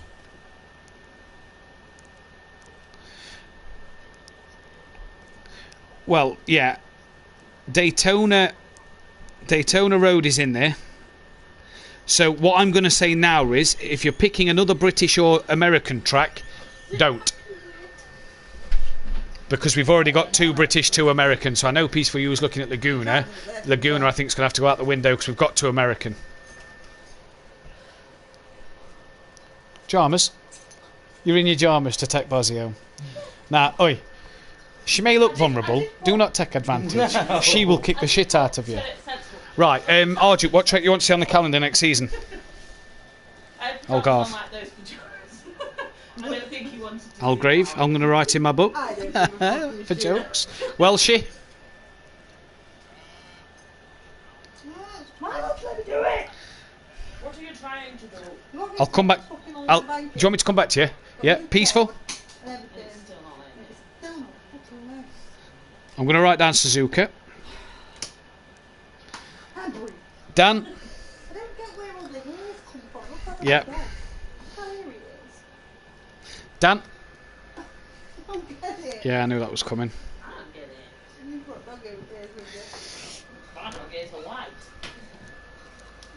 What do you mean you're not a fan of a track? That was half of the London buses, Kieran.